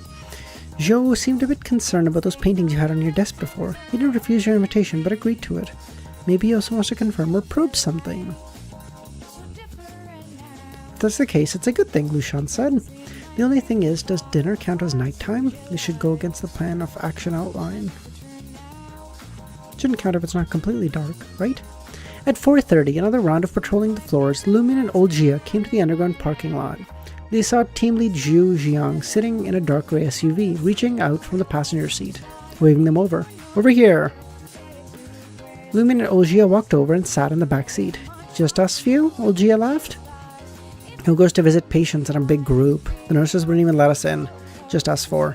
Zhao driving, and the rest will wait directly at the dinner place. Zhao was the young man sitting in the driver's seat, looking a bit chubby. Before 5 o'clock, Lumin and the others had arrived outside Mushu Hospital. The two young men, each carrying a box of fruit and a bag of nutritional supplies, followed Zhu Jinyang and old Jia as they walked in. The lobby of Mushu Hospital was no different from when Lumin last came, ordinary with people coming and going. Lumin withdrew his gaze, confirming that his spirituality gave no warning and there was no anomalies. They arrived and went to the 12th floor via the elevator. After exiting and pushing open the door, what met their eyes was a quiet nurse's station. The light at the end of the tunnel seemed to be broken, not yet repaired, led by a nurse who seemed normal. Before Lumin, Zhao, and Jia could get a clear look at the two patients, the two bedside family members rushed in and said, "There's a work-related injury for our old Wang." Boo-hoo, team lead Zhu. Our old Ding almost died. Look at him. Look at him. Who knows how long it'll take to recover? Ladies, this definitely counts as a work injury. Mr. Huang said that we will not only compensate according to national standards, but we'll also add something on top and cover the medical expenses and continue to pay normal wages until they're fully recovered. Don't worry. While Zhu was comforting the family members, Lumin and the others turned their gazes to the hospital bed, seeing patients wrapped from head to toe, with only their eyes, nose, and mouths exposed. Old Jia could not but lean close to Lumin and say, "I don't mean to be unkind, but they really look funny, don't they? I've only seen people in TV shows wrapped up like this." Lumin didn't respond because he thought of mummies. Mummies said to have close connection with the Wraith pathway. And this was Mushu Hospital. Dude, Kami, genuinely? That's not even far-fetched. That might just genuinely be true. She comes near and he's like, "Be gone, wench."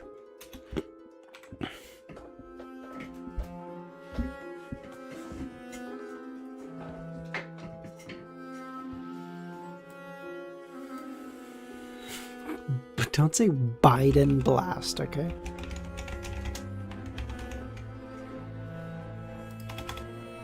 So my goat Biden had to use the Kamehameha once to get rid of Trump in 2020. I feel like it was a good use for it, okay? You know that get $50 million or get a Kamehameha once? He chose the Kamehameha option and used it on perfect form Trump in 2020 and won the GOAT. Lumin looked again at old Wing and old Ding, who were wrapped from head to toe, examining them. Don't disturb the patients. 50 million or have dinner with me. Bro, fuck easy. Are you kidding me?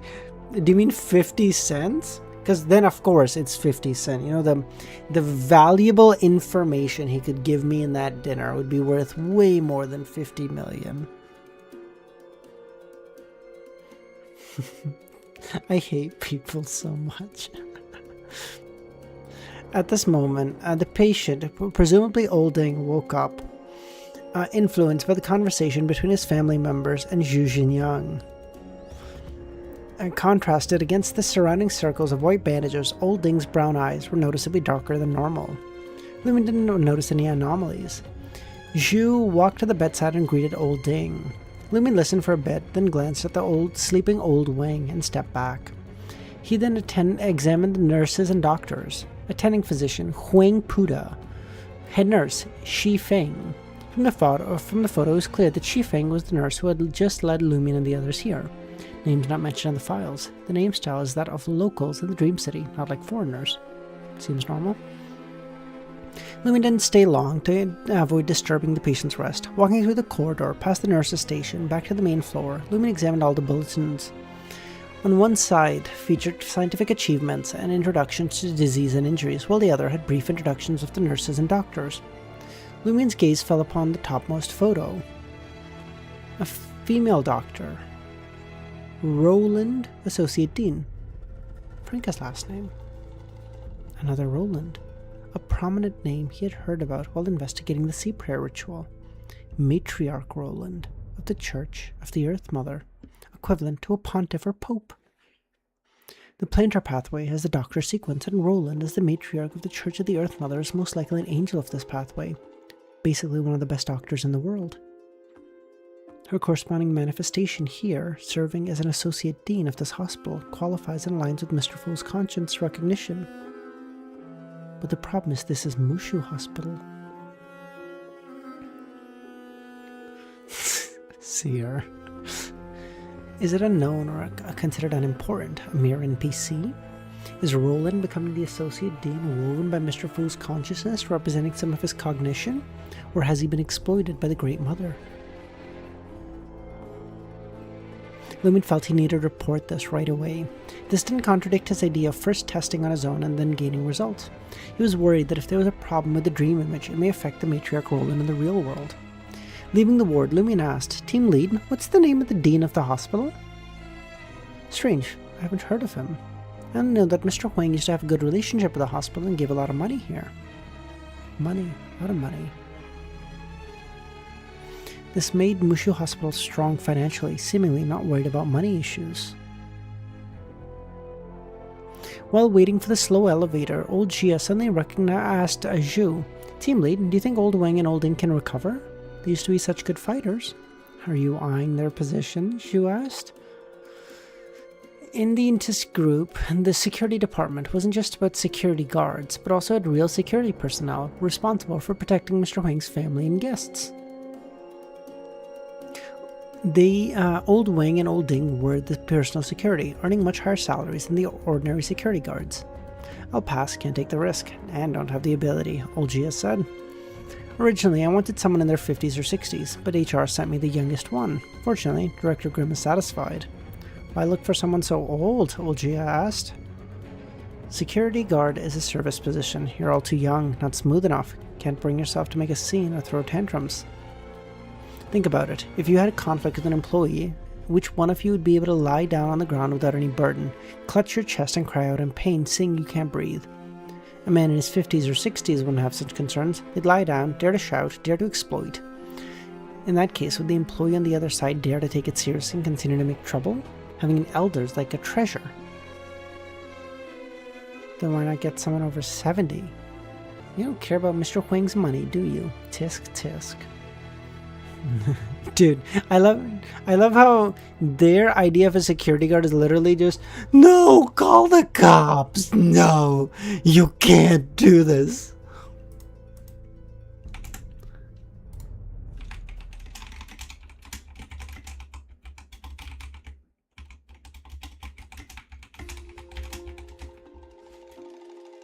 I don't know why, but it's giving me this aura, okay? I know he said like older than 50, so it's giving me that this same aura, okay? Sir, can I see your receipt? Can you see what? Your receipt? Thank you. Here you go. See that? Can you see your items real quick? No, you can see the item. Can you show them to me? You're welcome to look at it. Okay.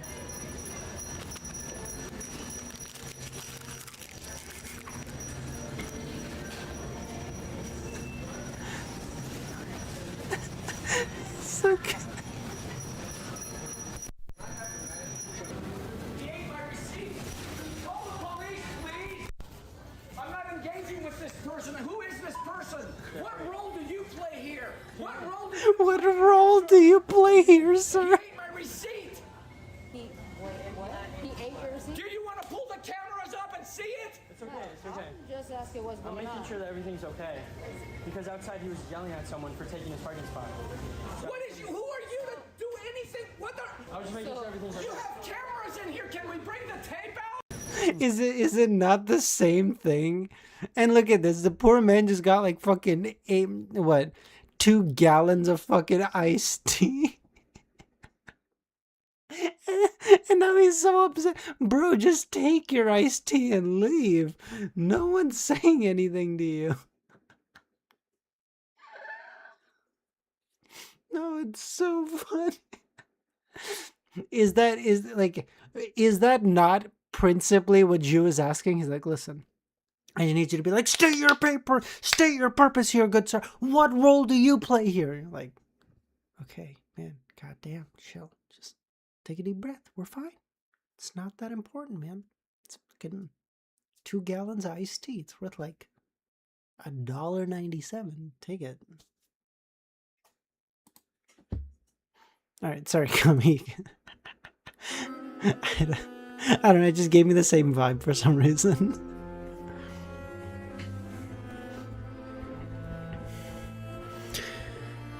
Entering the elevator and following its slow descent, Lumen had a feeling that he and the others were sinking into a dark seabed, an illusion brought by spirituality. The illusion disappeared as soon as the elevator stopped on the next floor. It's a bit cold here, old Gia grumbled, but isn't the AC too strong? You didn't see that when we were upstairs. Is it because we're descending, getting close to the underground floors? When the elevator stopped on the first floor, Lumen felt as if it would plummet in a free fall. The feeling of overly effective air conditioning disappeared. Lumen raised his hand to pinch his nose, following Zhu and the others to the main entrance. Just now he had caught a whiff of blood. That's why I hate hospitals, old Gia muttered. There are indeed some anomalies here, but most of the doctors, nurses, and patients seem fine. If they all had problems, the city would have been corrupted long ago. As thoughts raced, Lumion saw a face pressed against a window on the 12th floor, the face bound in strips of bandages. He seemed to have seen Lumion and began to struggle frantically, then dragged away from the window as if being pulled. Before Lumion could react, he had disappeared. It was old Wang who had been asleep the whole time. If not for the appointment with Anderson tomorrow, he would have wanted to storm the 12th floor right now to rescue him. For Lumen, this wasn't something he could do right now, though. It's just gonna be someone from the Great Mother path, be like, "Mother, child of God, how may I assist you, great old one?" In a beef hot pot restaurant, Zhu smiled and said, "Can you drink?" asking Lumen. "A bit," Lumen said. "As long as you can, that's fine. Drinking style is working style. Drinking etiquette is personal etiquette. Those who don't drink don't fit into our team. Except for those who on duty, hospitalized or dispatched. Everyone else is here. Make a good impression." "I'll try my best," Lumen said. 2 hours later, amidst the various bottles of alcohol piled up, Lumen held a strong bottle of liquor and smiled. "Team lead, drink up! Come on!" "No, don't worry, I gotta get home. Pay my dues to the old ball and chain." Around him, some like old Jia and Zhao were either slumped over the table or curled up in a corner already asleep. Some had just returned from vomiting, swaying unsteadily. Some gathered in groups, chattering endlessly.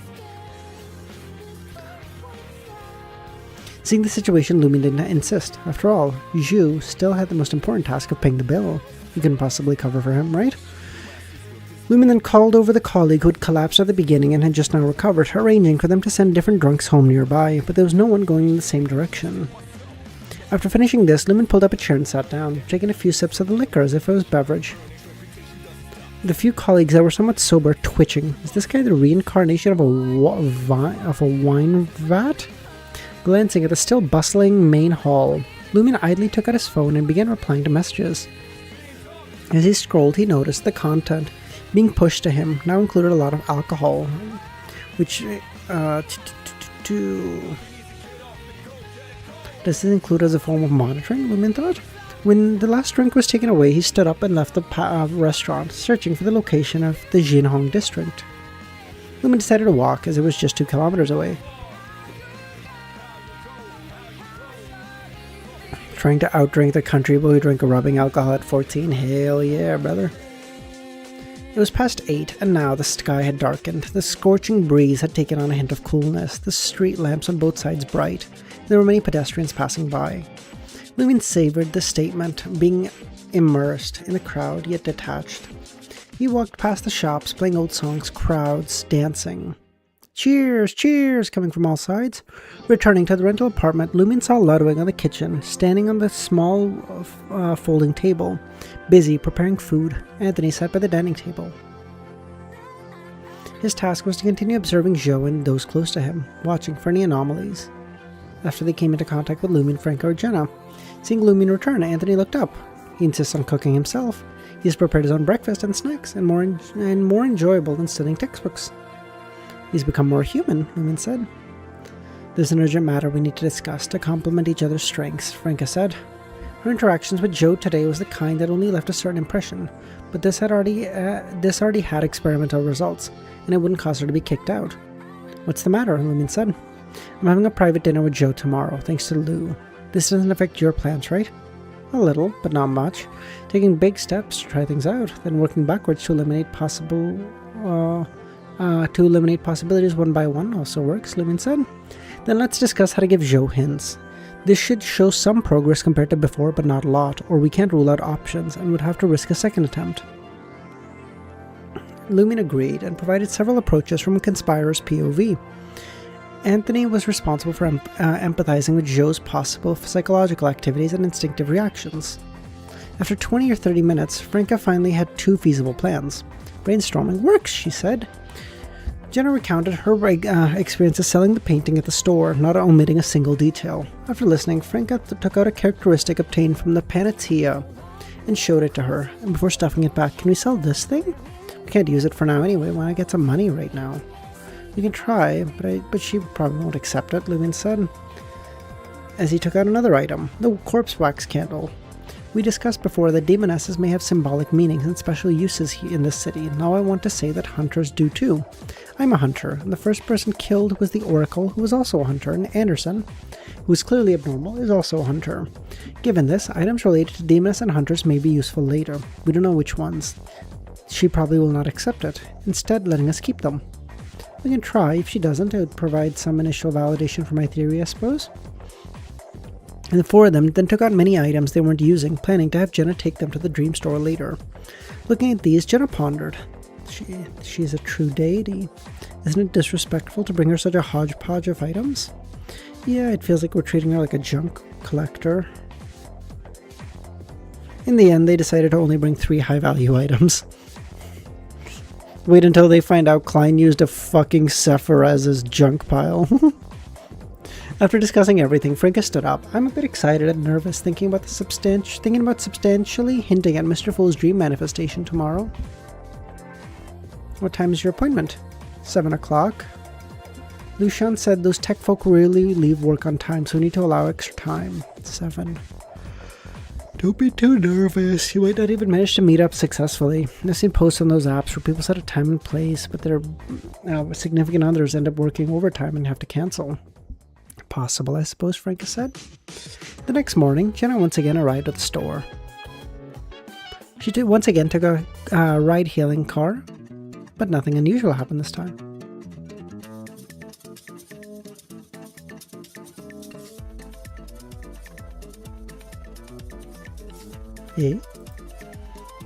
Walking up to the checkout counter at the back of the store, Jen asked, do you take this item? Placing a characteristic from Panatia. No, the shopkeeper said. Does it need to be made into an item? Or is it as Lumin speculated? After putting away the characteristic, Jenna took out the corpse wax candle. This? Not that either. She then took out an item. The pride armor. A faint smile appeared on the shopkeeper's face. She said, boy, I recognize this loser motherfucker. That's so peak. She said, damn, this fucker.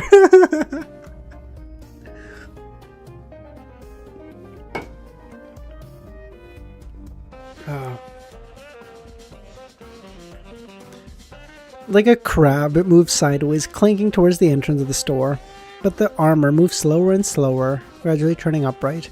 When it was just 2 or 3 steps from the exit, it came to a stop. It seemed to have turned into ordinary armor. I'll take this one, she said with a hint of amusement. 30,000 again.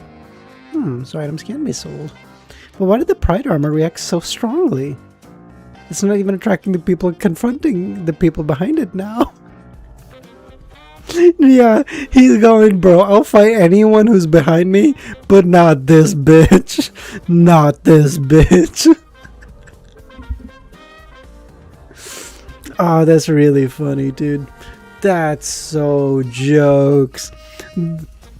We got the Evernight goddess to chuckle. She was like, damn, that's jokes. Yo, you brought this fucking Joker back to me? Lumin, who learned he'd be switching to the mid-shift next week, returned to the rental apartment. He left at 6 p.m., arriving half an hour early at the entrance of the community center. He wanted to scout the area, as it may come in handy earlier. As Lumin swept the area, he saw a familiar figure, Anderson. Anderson also saw Lumin and smiled. I'm just in the habit of arriving early. Me too, Lumin smiled. Since we're both early, let's just start now, right? The friend you mentioned was yourself. If that's what you think, then I can't stop you, Lumin smiled. Not arguing.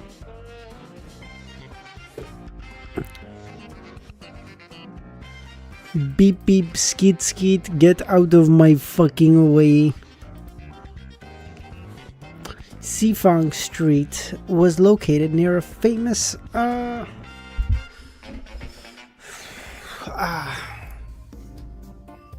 would be a form of convergence between neighboring pathways.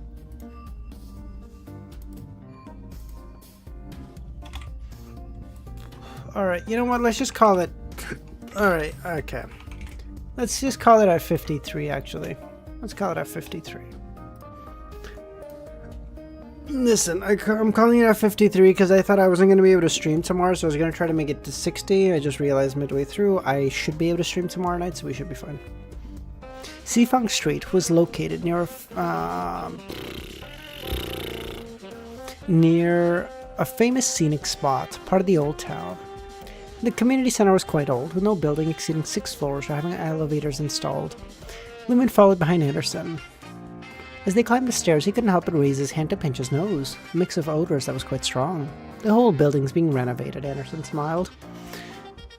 He had already stuffed two pieces of paper in his nostrils. Why is everything being renovated? No, hey there, I'm not. I know, I'm a bum bitch. Anderson glanced at him and said, this community's too old. Most owners have moved away and chosen to rent out their apartments.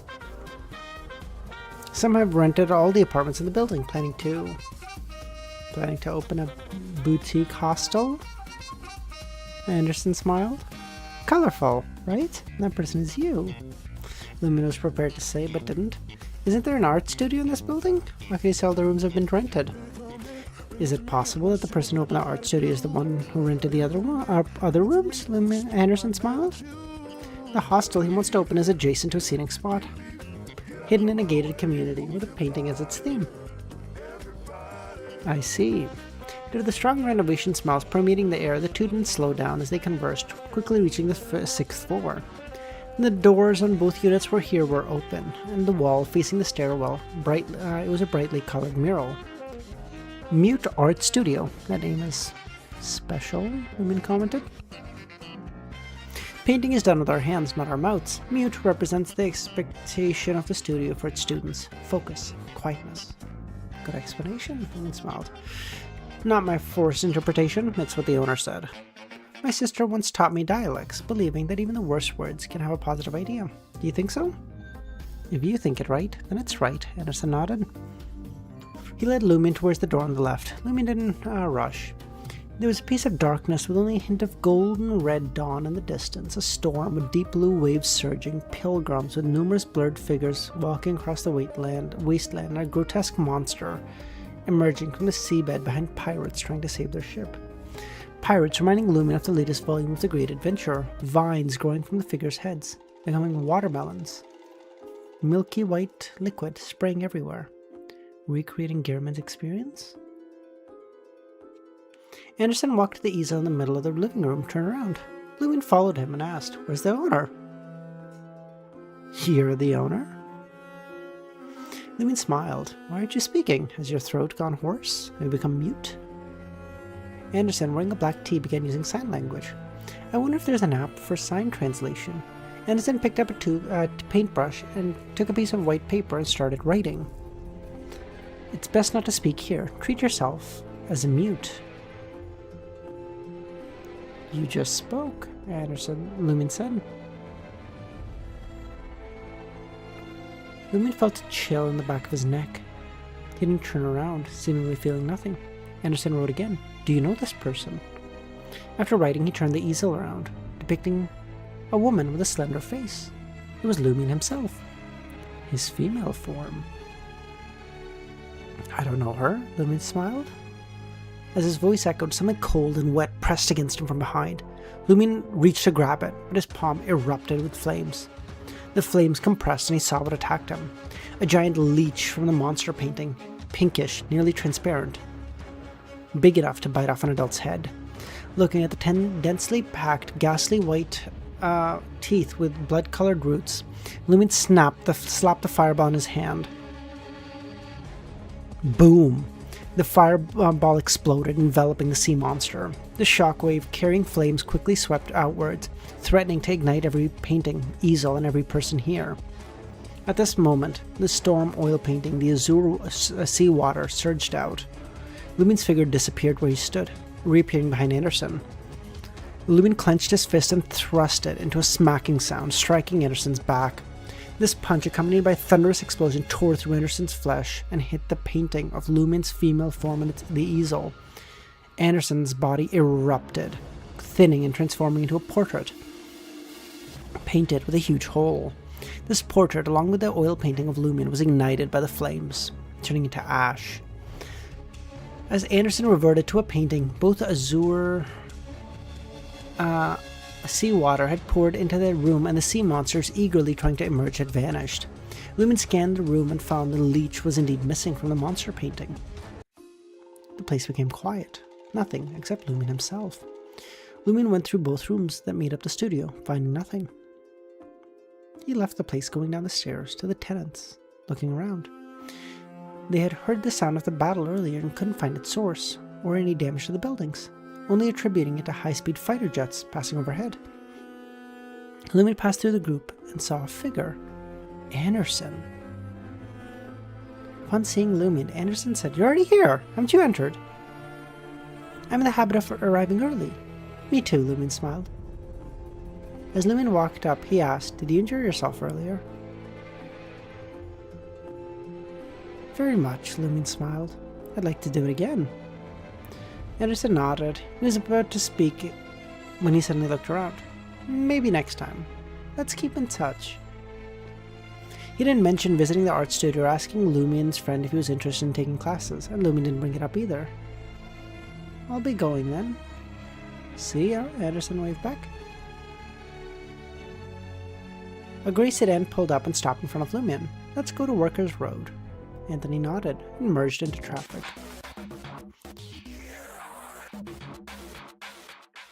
Franca, Lucian, and Joe had arranged to have dinner at the Workers' Road tonight. What does this mean? I don't know if this makes any sense, but this is giving me the circle inhabitant power, no? Does that make any sense? Like, Anderson is a circle inhabitant that's suppressed somehow, and that's the power he used to kind of reset that?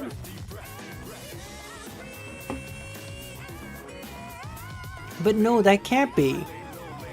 Because those outside notice. No, those outside could notice. The sounds would still exist. Yeah, that should be fine.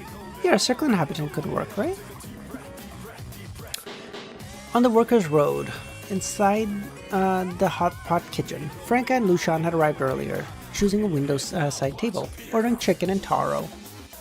Each of them had ordered a bottle of iced soy latte, not finding any issue with Joe choosing such a noisy, lively spot. What mattered was whether the taste was good.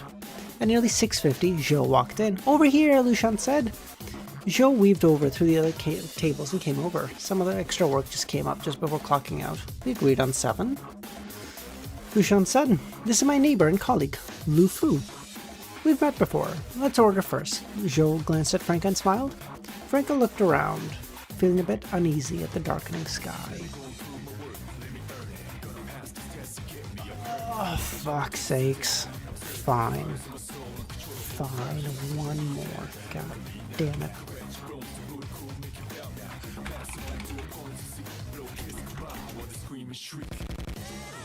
Twist my arm.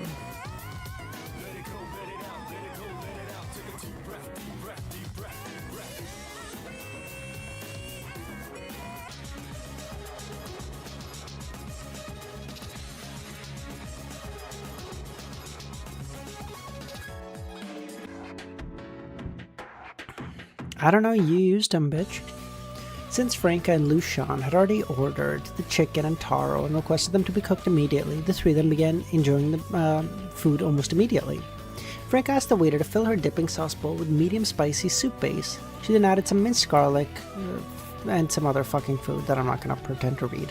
She glanced at Joe and noticed his choices were similar to her own. Great minds think alike. Franca picked up a piece of taro first instead of chicken that had been pre-cooked to softness in a pressure cooker. The taro had absorbed the spiciness of the soup base and deliciousness of the oil. Franca ate 3 pieces of taro before remembering to even try the chicken. She would rank this as one of the top 3 options in hot pot. The 3 ate quietly for a while, filling their stomachs a bit. Lucian actively initiated various topics to avoid awkwardness. With her livening up the atmosphere, the 3 chatted quite happily, covering everything from the company gossip and rumors to recent job markets and current situations. The handsome security guard naturally became part of their conversation, with Lou expressing regret that he hadn't been guarding the entrance recently, preventing her from seeing him. Unexpectedly, Joe asked about Franca's professional background, curious why she changed careers. Working like a dog and earning little while endangering my life, having a slog over 30s or until your 30s or 40s to barely have a decent income?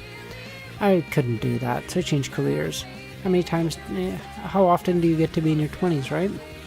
I get it. There's a saying online that those who encourage others to study medicine should be struck by lightning, but being a doctor is a late booming career. The older you get, the more valuable you become. I have a friend who changed careers right after graduation, but even after working 2 other jobs, there wasn't much success. He used connections to return to his hospital as an intern doctor. You're such a friend? Clearly not paying dang. Is it that female friend who likes to travel? Franca perfectly played the role of a former medical student who had changed careers 3 years ago, still discussing basic concepts, but had mostly forgotten the more in-depth knowledge. She wasn't a savant. Her current identity was almost an exact copy of her actual history, making it easy for her to play the role.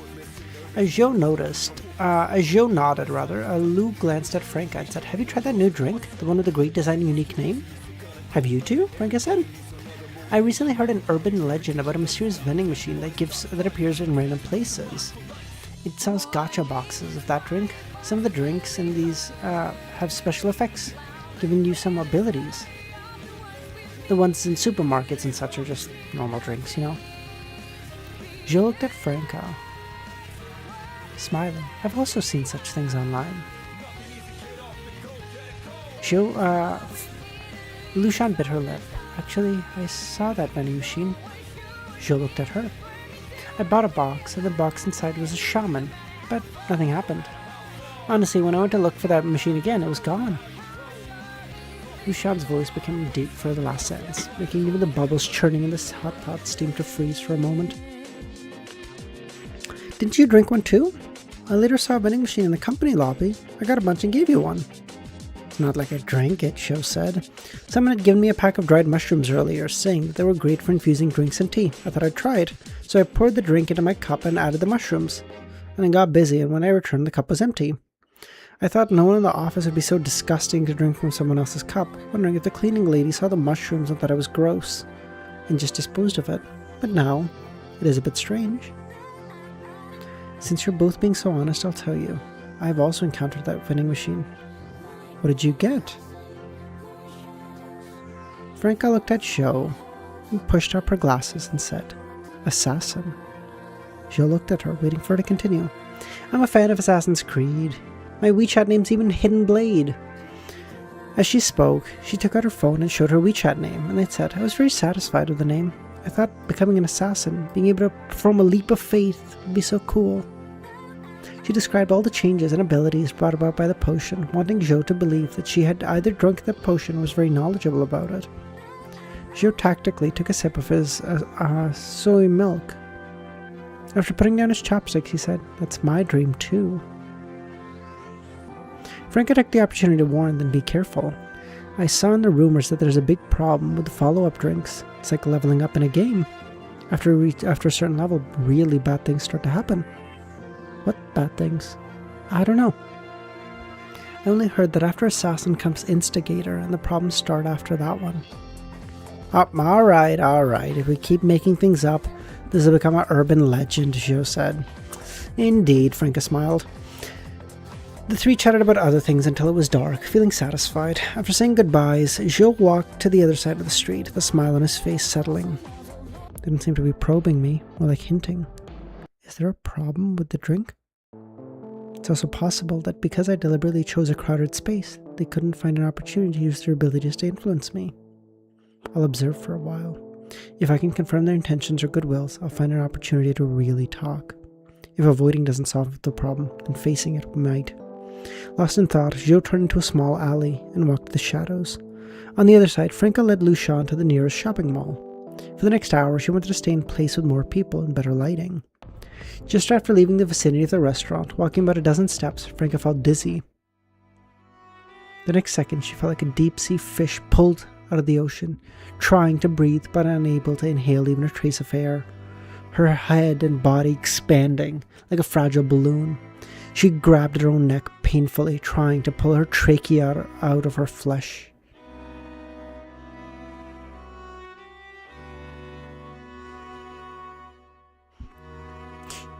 Her legs began to weaken and her body fell to the ground, her thoughts stuttering. Her mirror avatar lost. He noticed me?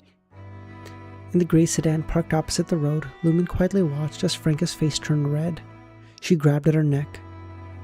Lucian stood beside her, bewildered and helpless. Lumen sat, motionless, watching. He saw Franca fall, struggling to open her handbag, trying to take out her phone. On the screen was a pre-prepared interface, and along with the phone were cosmetics, multifaceted mirrors, and a black bag. In Lumen's vision, Franca's eyes bulged out, her expression sorrowful and fierce as she tapped the phone. She then collapsed. The items from her bag rolled out, and the small black bag disappeared. After a few seconds, Lumen watched as Franca slowly stood up with empty eyes.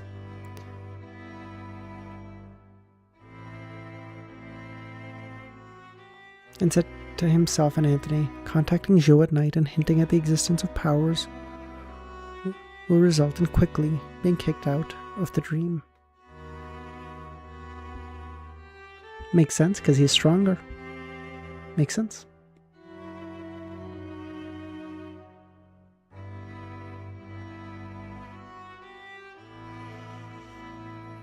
Listen, 1 of 3, someone had to go, okay? If the fact that it's Franca, listen, I would rather it be Jenna, because I like her less than Franca, but hey, it's fine. This is fine. This is doable. We've made such good progress. We've made great progress. Alright, guys. 9:54. What we did, like 11, 12 chapters today? Nothing. Great time. Alright, guys. I'll catch y'all tomorrow. Not a single thought about Anthony. Thank God. Phew. God. Alright, bye, guys.